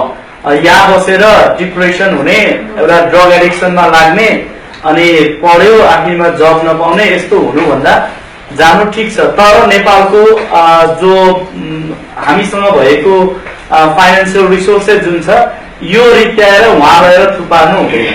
हामीहरूले यहाँबाट पैसा लगेर उहाँ थुपार्नु हुँदैन। म एउटा के चाहन्छु तपाईँबाट भन्दा, एउटा अस्ट्रेलियामा बसेर यति लामो समय युनिभर्सिटी क्लासेस र जब मार्केट पनि स्टडी गर्नुभएको हुनाले यहाँबाट जाने विद्यार्थीहरूले यस्तो होस् कि अहिले अस्ट्रेलियामा पढ्न जानको लागि युनिभर्सिटीको ब्याचलर्स डिग्रीमा भर्ना हुने हो भने $20,000 कममा पढ्न पाइँदैन, प्लस 20,000 कममा त्यहाँ पर इयर चाहिँ एकोमोडेसन पुग्दैन। At least you have to earn about $40,000 per year है।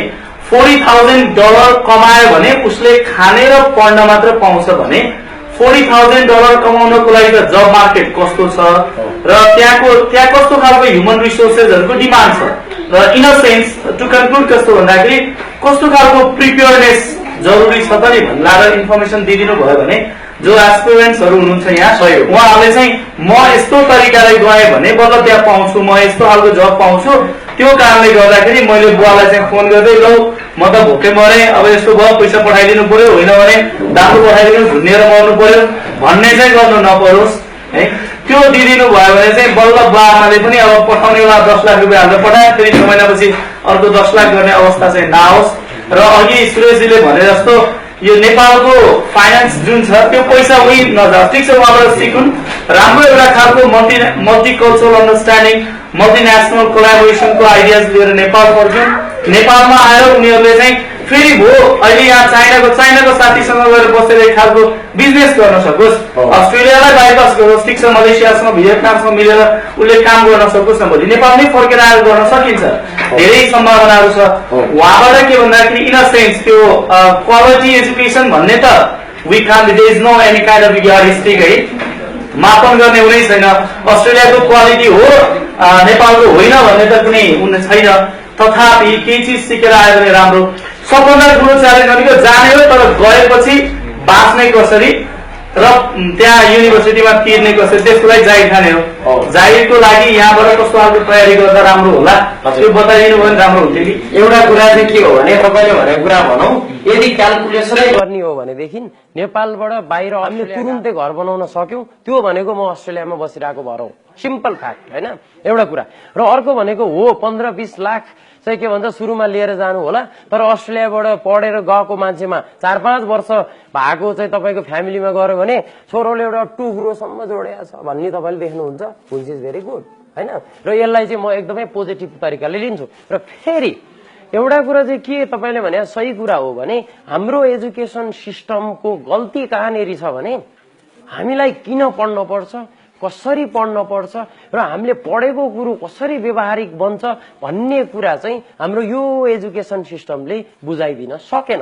त्यही भएको भएर म के भन्छु भने आज मास्टर्स र पिएचडी डिग्री गर्नुभएको साथीहरूसँग पनि तपाईहरूले चाहिँ नि यो के भन्छ तपाईहरूको करियर प्लान के छ भने यो बारेमा भोलि कुरा गरौँ है भन्ने खालको हुन्छ। भनेको मतलब why should we learn and how to learn भन्ने कुरो हाम्रो एजुकेसन सिस्टमले सिकाउन सकेन। त्यही भएको भएर यो रिजल्ट तपाईँले हेर्नुहोस्, मिडल इस्टमा यति धेरै नेपालीलाई लगेर चाहिँ के भन्छ आजको चाहिँ 21st सेन्चुरीको स्लेभ भनेको छ। तर तपाईँले उनीहरूको चाहिँ आर्गुमेन्ट हेर्नुभयो भने नेपाली काम गर्नेहरूसँग स्किल के छ र त्यो स्किलको आधारमा चाहिँ नि के भन्छ हामीले चाहिँ तलब दिउँ त नि बढी हैन, के स्किल छ नेपाली कामदारहरूको त्यो आधारमा हामीले तलब दिउँ। स्किल भएकोलाई दिएको छैनौँ। नेपाली इन्जिनियरहरू हामीले हायर गरेका छौँ। हामीले चाहिँ नि के भन्छ अर्को फिलिपिन्सको इन्जिनियर र नेपालको इन्जिनियरलाई बराबर तलब दिएको छौँ। त्यही भएको भएर हामी नेपालीहरूसँग स्किल छैन भन्ने खालको जुन चाहिँ कुरा छ त्यो चाहिँ एकदम रियल हो। र मेरो आफ्नो पनि धेरै अनुभवहरू छन्। आई मिन मैले यहाँ कम्प्युटर इन्जिनियरिङ सकेर गएको हुँ सकेँ, तर मसँग यो कम्प्युटर इन्जिनियरिङ सकेपछि एक्ज्याक्टली मार्केटमा गएर प्रब्लम सल्भ गर्ने स्किल मेरो यो ठाउँमा डेभलप भएको थिएन। त्यो भएको भएर I am pretty much sure कि हामीले हाम्रो एजुकेसन सिस्टम जहिलेसम्म व्यवहारिक बनाउन सक्दैनौँ हैन र किन पढ्न पर्छ, कसरी पढ्ने र पढेपछि के हुने भन्ने कुरो क्लियर हुँदैन, त्यो बेलासम्म चाहिँ के भन्छ हाम्रो नेपालको हामी नेपालबाट विद्यार्थीहरू बाहिर जाने संख्या बढी नै रहन्छ अफकोर्स। र त्यो भनेको भाइले भनेको जस्तो धेरै थोरै पर्सेन्टेज हो। यति धेरै नेपाली विद्यार्थीहरू हुनुहुन्छ यहाँ नेपालमा हुनुहुन्छ, उहाँहरूलाई पनि चाहिँ के भन्छ तपाईँको नेपालले अथवा हामीले ध्यान दिन पर्छ। एउटा सिभी लेख्नु पऱ्यो सिभी तिमीले लेखेर एसओपी आफै तयार गरेर त्यसपछि म हेरिदिन्छु। अनि कहिले काहीँ त्यो एसओपी हेर्ने क्रममा चाहिँ मलाई के लाग्छ भने एउटा की पोइन्ट हुन्छ intent to return what you do after completion of your course। अब विद्यार्थीहरूमा जस्तो अघि पनि चर्चा चल्यो नेपालमा फर्किने आधार के पनि नेपालको शिक्षा प्रणालीमा पक्कै पनि धेरै कमजोरीहरू छन्। सरले अघि भन्नुभयो जस्तै गरेर कन्टिन्युस एसेसमेन्ट सिस्टम छैन। 3 घण्टा बसेर एउटा विद्यार्थीको वर्षभरिको मूल्याङ्कन गरिन्छ। धेरै राम्रा राम्रा विद्वत वर्गका मान्छेहरू छन्, तर उनीहरूले के गरिरहेछन् भन्ने कुरा थाहा छैन। त्यसको प्र्याक्टिकल एप्लिकेसन कहाँ छ भन्ने कुरा पनि थाहा छैन। यो सबै क्रममा हेर्दाखेरि होइन अस्ट्रेलिया जानै हुँदैन, म अन्त कतै जानै हुँदैन, म देशभक्त हो, म राष्ट्रभक्त हो भनेर बसिराख्नु पनि को राष्ट्रभक्त हो भन्छु म। तर एउटा कुरा के भने यदि कोही मान्छे नेपाल छोडेर अन्त कतै जान्छ, कुनै विद्यार्थी कतै जान्छ भने उसले आफ्नो सिप आफ्नो ज्ञान हासिल गरिसकेपछि आफ्नो देशमा फर्किने आधारहरू के छन् त्यसको लागि पनि उनीहरूले केही तयारी गर्नुपर्छ होला। र as a consultant as an educational expert विद्यार्थीहरूलाई मेरा भाइ बहिनीहरू यहीँ हुनुहुन्छ र म यो क्षेत्रमा पनि लागेको कारणले गर्दाखेरि जस्तो उनीहरूलाई भोलि फर्किने आधार तपाईँहरू शिक्षा त्यहाँ गेन गर्नुहोस्, त्यसपछि त्यहाँबाट नेपाल फर्किँदाखेरि चाहिँ म यो गर्न सक्छु भन्ने खाले आँट लिएर जानुहोस्। त्यस्तो खाले कुनै प्रारूप छ हामीले के एक्ज्याक्टली हामीले गर्न खोजेको एक्ज्याक्टली त्यही हो। तपाईँलाई भनौँ हाम्रो भिजनको बारे भनौँ यो हामीले किनभने अहिले हामी जति यो ग्रुपमा छौँ हामी अस्ट्रेलियामा बसिरहेका मान्छेहरू छौँ। हामी नेपाल अफकोर्स म फर्किन्छु, नेपाल फर्किने नै हो होइन, नेपाल भनेको आफू जन्मेको देश। र धेरैजना एउटा कुरो तपाईँलाई प्लिज म के भन्छु भन्दाखेरि नेपालबाट बाहिर गए भन्दैमा नेपालको माया मारेको भन्ने होइन। म ग्यारेन्टी दिएर भन्छु जति यहाँ नेपालमा बसेर नेपाल माता भन्ने हुनुहुन्छ त्यही मायाहरूको जत्तिकै हाम्रो पनि यो देशमा माया छ। र बाहिर बस्यो हो अपर्च्युनिटीको लागि विभिन्न कारणले गर्दा बाहिर जान बाध्यता हो, त्यो बाध्यतालाई चाहिँ तपाईँहरूले बुझिदिनुपर्छ। र यो कुरा एउटा हो। र अर्को कुरा भनेको हाम्रो भिजन भनेको यति धेरै विद्यार्थीहरू बाहिर जानुमा 2008मा म थाइल्यान्डमा थिएँ, यति धेरै चाहिँ नेपाली बिजनेसम्यानहरूले थाइल्यान्डमा लगानी गर्नु भएको रहेछ। आई वाज सरप्राइज होइन। त्यो कारणले गर्दाखेरि त्यो हरेक क्षेत्रमा लागु हुन्छ अफकोर्स होइन। र एउटा तपाईँलाई इक्जाम्पल दिउँ, अझै पनि नेपालमा 1000 जना बच्चा जन्मिँदा 45 जना बच्चाहरू मर्छन्। अस्ट्रेलियामा 0, युरोपमा 0, अमेरिकामा 0। मेरो छोरो अस्ट्रेलियामा जन्मिएको, यदि त्यो नेपालमा जन्मिएको हो भने मर्न सक्ने सम्भावना थियो भने यो खालको कन्डिसन इम्प्रुभ नहुँदाखेरि विद्यार्थी बन्नुहोस् अथवा बिजनेसम्यान बन्नुहोस्, इभन पण्डितहरू पनि अस्ट्रेलिया जानु भएको छ। तपाईँ ब्रिस्बेनमा एउटा पण्डित हुनुहुन्छ, उहाँ नेपालबाट जानुभयो भनेदेखि सबैजना मान्छे अपर्च्युनिटी खोजीमा जान्छन्। र तपाईँहरूले के गर्ने भन्दाखेरि हामीलाई के गर्न मन छ भन्दाखेरि हामीसँग सबैको सोल्युसन अफकोर्स छैन, तर हामी सुझाव दिन सक्छौँ होइन। म सिन्धुपाल्चोक जिल्लाको श्री जनजागृति प्राथमिक विद्यालयमा पढेर श्री बागभैया माध्यमिक विद्यालयमा नलपकाचाकुचो गरेर चाहिँ एसएलसी पास गरेर अनि अमृत साइन्स कलेजमा पढेर त्यसभन्दा पछाडि चाहिँ तपाईँको त्यो कान्तिपुर इन्जिनियरिङमा पढेर र एसियन इन्स्टिच्युट अफ टेक्नोलोजीमा पढेर र इन्टरनेसनल टेलिकम्युनिकेसन सुट प्यारिस भन्ने फ्रान्समा मास्टर डिग्री गरेर कङ्कोडिया युनिभर्सिटीमा पिएचडी गरेर भनेर गएर फेरि फ्रान्स फर्केर त्यहाँ छोडेर अनि फेरि university of PhD Marie Curie भन्नेमा पिएचडी सुरु गरेर फेरि छोडेर अस्ट्रेलियाको युनिभर्सिटी अफ क्विन्सल्यान्डमा चाहिँ के भन्छ पिएचडी गरेर प्रोग्रामले फेरि छोडेर। तपाईँको चाहिँ के भने यो एजुकेसनमा भनौँ हाम्रो यो ग्रुपको भनेको के हो भन्दाखेरि I think we should do something भन्ने हिसाबले नै हामी तपाईँको यसमा र मैले 60वटा भन्दा बढी देशबाट यो विभिन्न देशमा पढ्ने क्रममा 60वटा भन्दा बढी देशका तपाईँको ब्रिलियन्ट स्टुडेन्टहरूसँग मेरो सङ्गत भयो। किनभने म जति पनि देशमा पढेँ म सधैँभरि भाग्यवश स्कलरसिपमा पढेको भएर मैले धेरै धेरै ब्रिलियन्ट मान्छेहरू मेरो साथी भए र मैले त्यो सबै हेर्दाखेरि मैले के देखेँ भन्दाखेरि अनफर्चुनेटली नेपालको जस्तो अव्यावहारिक शिक्षा अरू देशहरूमा रहेनछ। मैले त्यो कुरा पाएँ र तपाईँहरूलाई त्यसको चाहिँ नि डेटै चाहियो भने पनि अफकोर्स। र मैले के बुझेँ र म किन गएँ, म किन त्यो बाटोहरू हिँडेँ भन्दाखेरि सधैँभरि मैले अपर्च्युनिटी फलो गरेँ, अपर्च्युनिटी पाएँ, अपर्च्युनिटी पाएर गएँ। र तपाईँहरूले सही कुरा भन्नु, तपाईँहरू जस्तै साथीहरू हामीलाई यति धेरै चाहिएको छ र हामी यति तपाईँहरू जस्तै साथीहरूसँग मिलेर काम गर्न यति चाहिँ के भन्छ एकदमै ह्याप्पी छौँ कि होइन। सबैजना मिलौँ, सबैजना मिलेर होइन। हामी पनि बाँदर होइनौँ होइन, हामी पनि डेभलप भइसकेका छौँ, हामीसँग पनि क्षमता छ र अरू कुरोहरू होला युरोपियनहरू अलि अग्ला अग्ला भएर अलि बलिया होलान् होइन, बेलैदेखिबाट क्याल्सियमहरू यता दुनियाँ थरी खाएर, तर हामी सबै चाहिँ मान्छेहरूको यो टाउकोमा भएको ब्रेनको नम्बर भनेको सबैको बराबर छ र हामीलाई चाहिँ गर्न गाह्रो भन्दा पनि गर्ने कसरी भनिदिने मान्छेको आजको दिनमा कमी छ। र तपाईँलाई म चाहिँ नि ग्यारेन्टी दिएर भन्छु, यहाँ अहिले बाहिर तपाईँले हेर्नुभयो भने चिया खाएर बसिरहनु भएको हुन्छ, उहाँहरू भन्नुहुन्छ यो छ नि यो क्या यो के अरे यो हाम्रो ओली क्या ओली केपी ओली, यसले यस्तो गर्न पर्थ्यो, यो बजिया यो यसले यसो गर्यो, यो कसरी भन्नुहुन्छ कि जस्तो मलाई त्यो ठाउँमा लगिदियो भने मैले सबै कुरा सल्भ गर्छु भनेर हुँदैन कि। र हामीहरू कहिलेकाहीँ मलाई लाग्छ हामी नेपालीहरू ओजासु भन्थ्यौँ क्या, हामी ओभर जान्ने सुन्ने होइन, त्यो खालको कल्चर हामीले चाहिँ नि स्टप गर्नुपर्छ। र मलाई राम्रोसँग थाहा छ, म यहाँ कम्प्युटर इन्जिनियरिङ पढिसकेपछि केही समय मैले पढाएको पनि हो र त्यस आधारमा मलाई मेरो एक्सपिरियन्स पनि छ। विद्यार्थीहरूले केही सोध्यो भने कसरी हुन्छ त्यो घाटपाट ग्रुप पारेर हो यस यस यस भनेर भन्ने भयो। विद्वान भनेको को हो भने आफूलाई थाहा नभएको कुरो कसरी गर्ने होला भनेर सोध्ने, मलाई त के पनि आउँदैन यो बारेमा त भन्ने होइन। र आफूले चाहिँ नि विभिन्न ठाउँमा जहाँ जहाँ सिक्न पाइन्छ त्यो कुराहरू सिक्ने जुन एटिच्युड छ हामी नेपालीहरूसँग अलिकति कम छ। र त्यसो भन्दाखेरि हाउ क्यान यु से भनेर भन्नुभयो भने मलाई त्यस्तै थियो, त्यही भएर मेरो साथीहरू त्यस्तै थियौँ, त्यो भएर अलिकति पर्सेन्टेजमा म ग्यारेन्टी लिन सक्छु। र तपाईँहरूले भनेको सही कुरा हो, यो कुरो चेन्ज गर्न त्यति गाह्रो पनि छैन, यही ठाउँबाट हुन्छ, यही टिचरबाट हुन्छ, यही एजुकेसन पोलिसीबाट हुन्छ, यही सिलेबसबाट हुन्छ।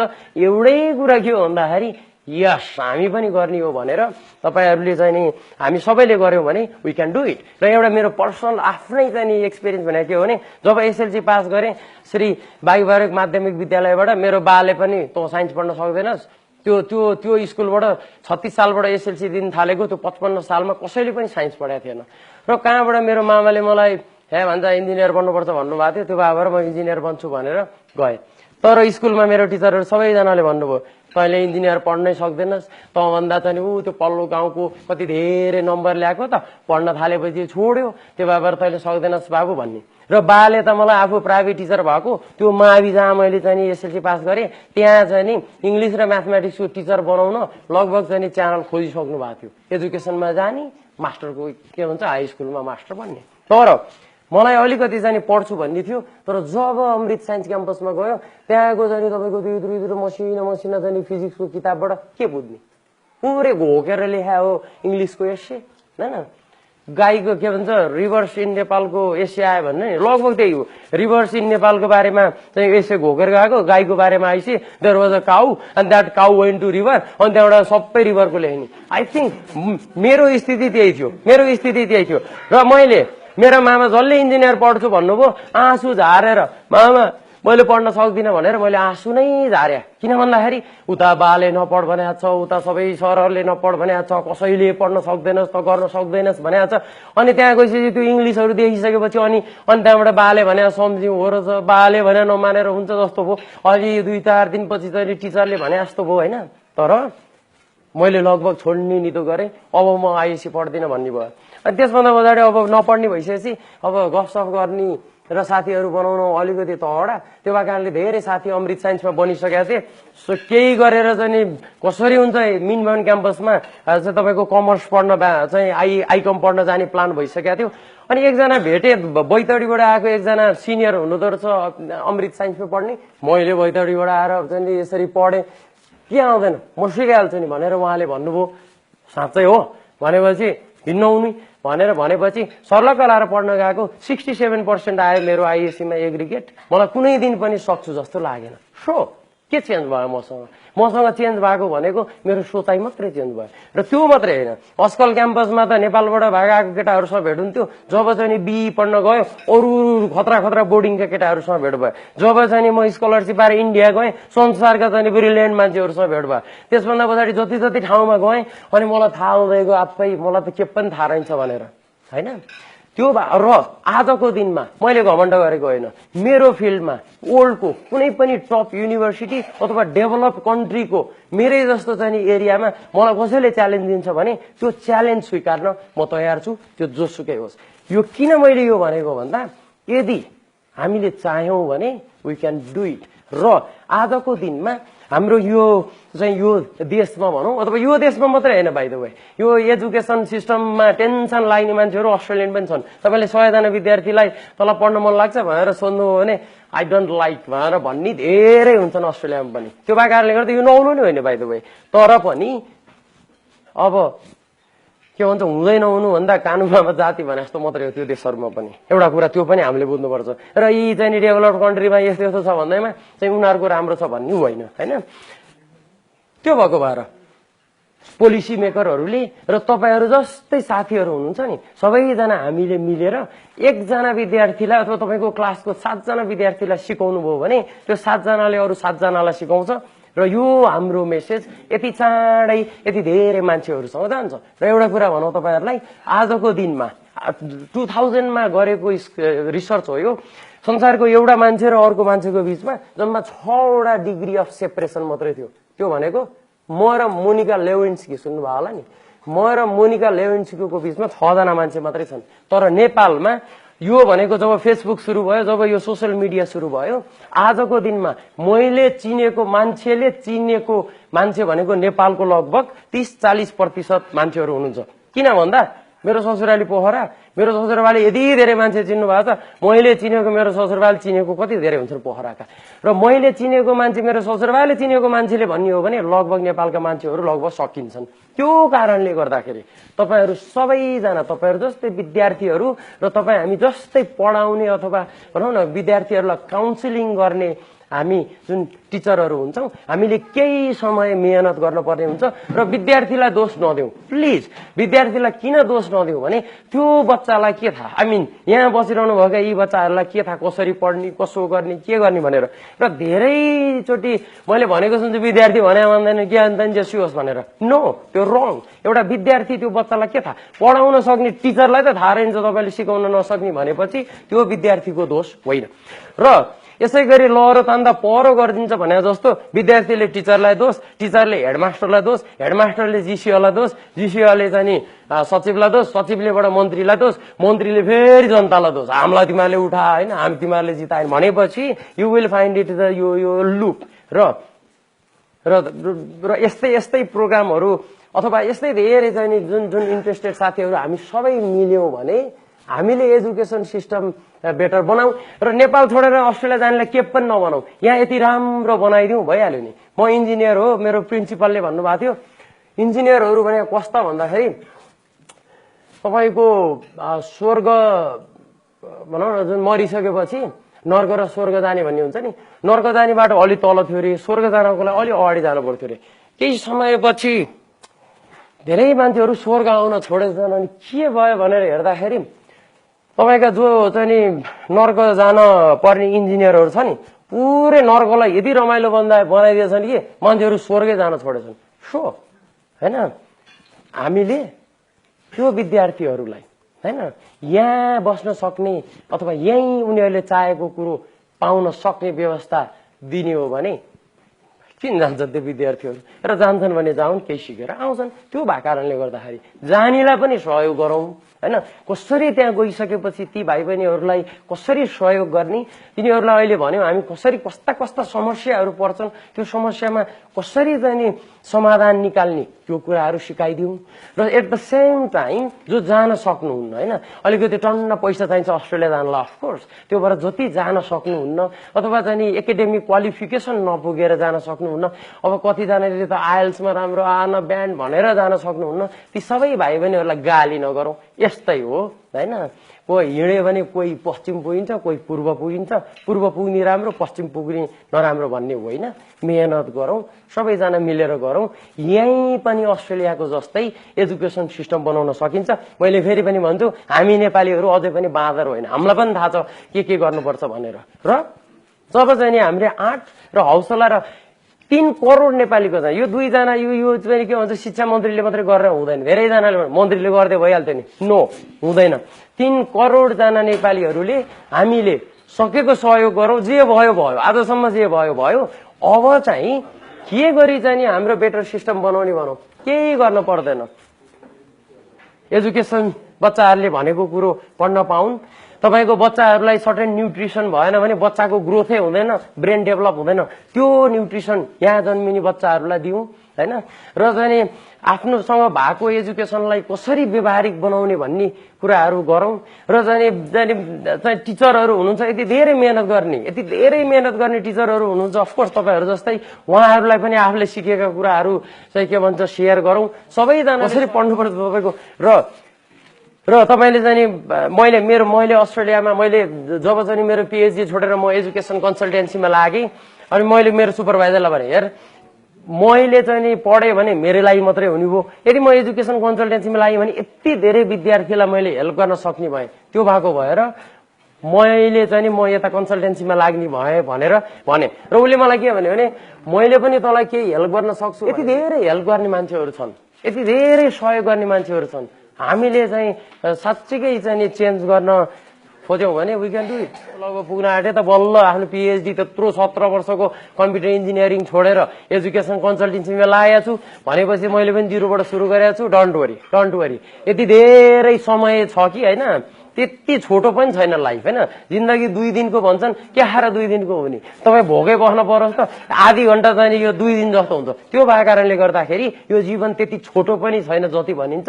र अफकोर्स आइन्स्टाइनलाई सोधेको के हो जेनरल थ्योरी अफ रिलेटिभिटी भनेको, उसले के भन्यो भने एउटा राम्री केटीको छेउमा बस्यो भने 2 घन्टा पनि 2 सेकेन्ड जस्तो हुन्छ, अनि तातो फ्राइङ प्यानमा हात हाल्यो भने 2 सेकेन्ड पनि 2 दिन जस्तो हुन्छ। That is relativity. र ठ्याक्कै त्यही हो। अब त्यसको फर्मुला अलि लामो छ, तर रिलेटिभिटीको थ्योरी त्यही हो, इट डिपेन्ड्स। र अर्को पनि आइन्स्टाइनले भनेको कुरा भनौँ, के भन्दा आइन्स्टाइनले के भन्यो भने यदि तिमीहरूले माछालाई रुख चढ्न सिकाउन थाल्यौ भने जिन्दगीभरि सिकाउन सक्दैनौ।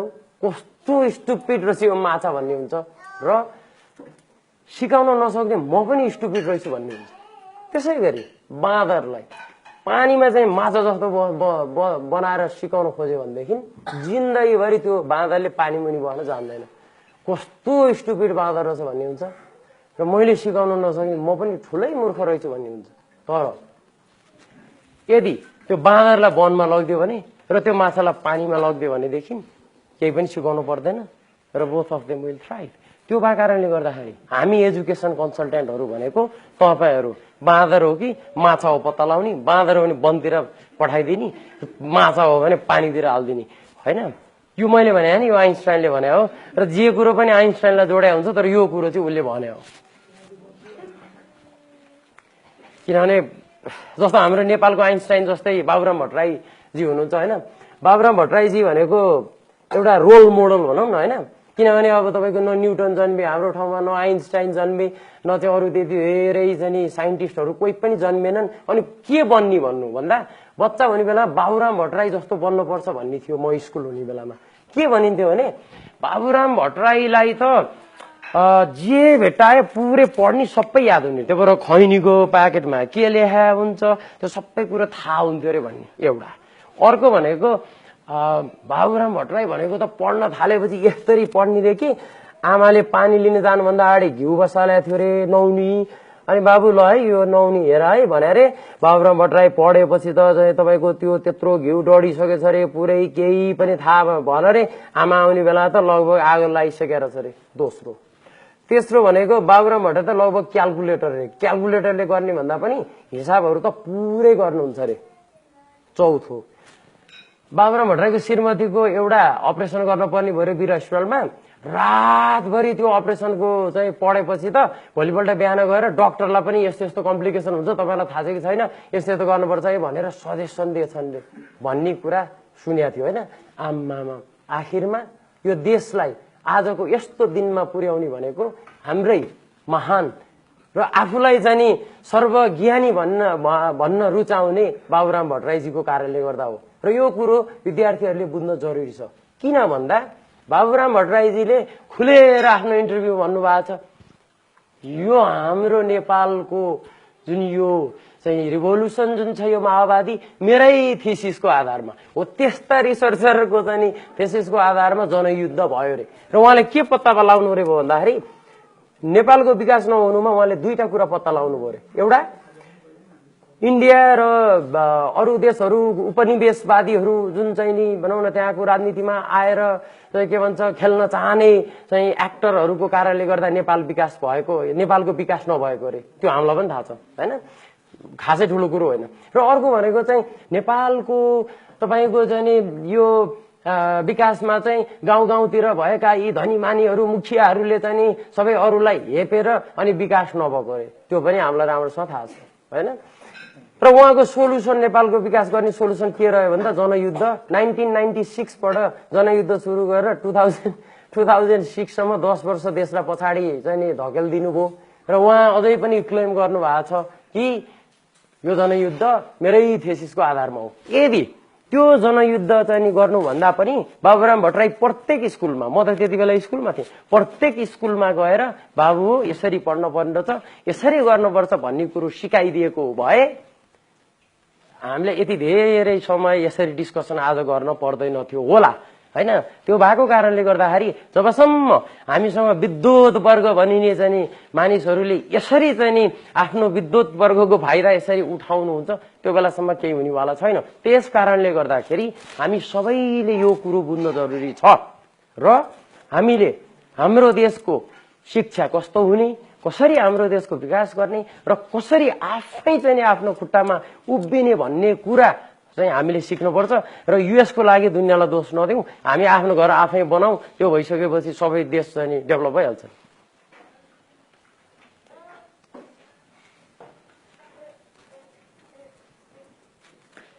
एजुकेसनबाट पोलिटिकलतिर पनि गयो जस्तो लाग्यो।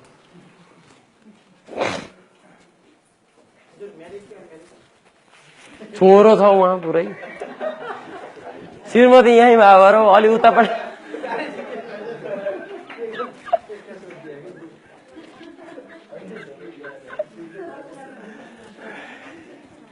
अब श्रीमती र छोरो यहाँ नभए भए खुसुक्क गरे भनौँ कि नगरे भनौँ भन्नुहुन्थ्यो।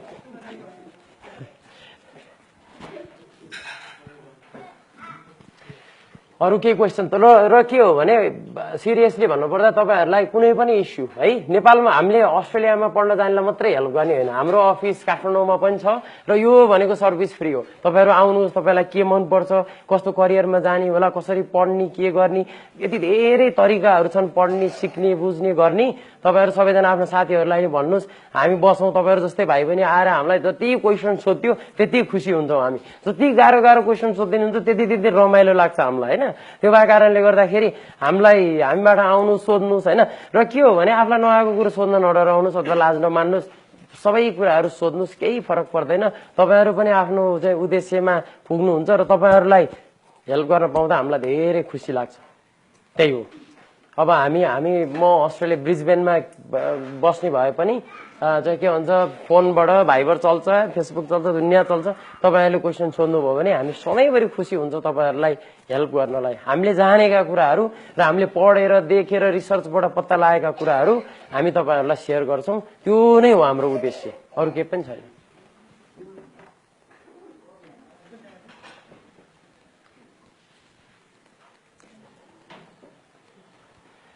अब क्वेसन सकिया जस्तो छ।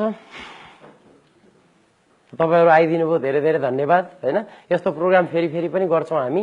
धेरै विद्यार्थीहरू चाहिँ आइदिनु भयो भने सबैजना भएर यस्तो डिस्कसन गर्न पायो भनेदेखि अफकोर्स धेरै राम्रो हुन्छ।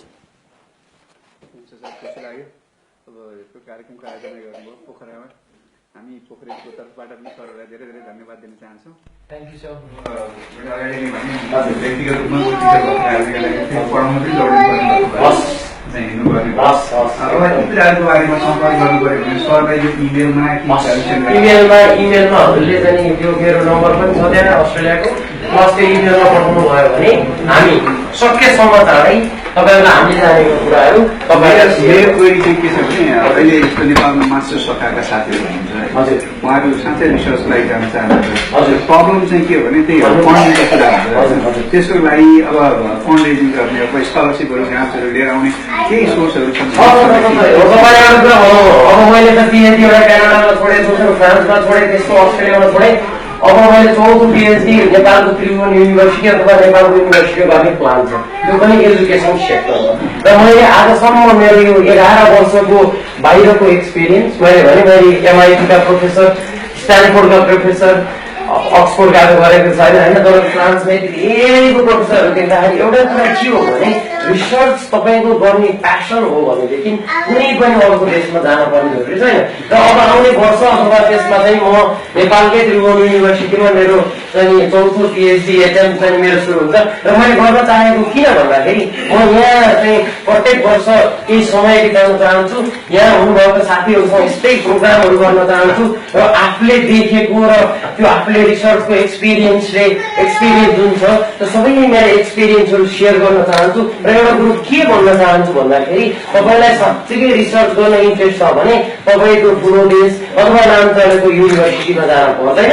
र जो पनि हुनुहुन्छ यदि रिसर्चमा इन्ट्रेस्टेड हुनुहुन्छ र तपाईँलाई पनि केही सरसल्लाह मैले जानेको सरसल्लाह यदि तपाईँहरूलाई चाहिन्छ भने म त त्यसको लागि धेरै नै खुसी छु। किनभने रिसर्चै हो अब मेरो जीवनभरि मैले गरेर बस्ने होइन। मैले पिएचडी 3 चोटि छोडे भए पनि तर अब मेरो बाँकी जीवन जतिसम्म बाँचिन्छ यही रिसर्चमै बिताउने हो। किन भन्दा साह्रै रमाइलो हुन्छ रिसर्च।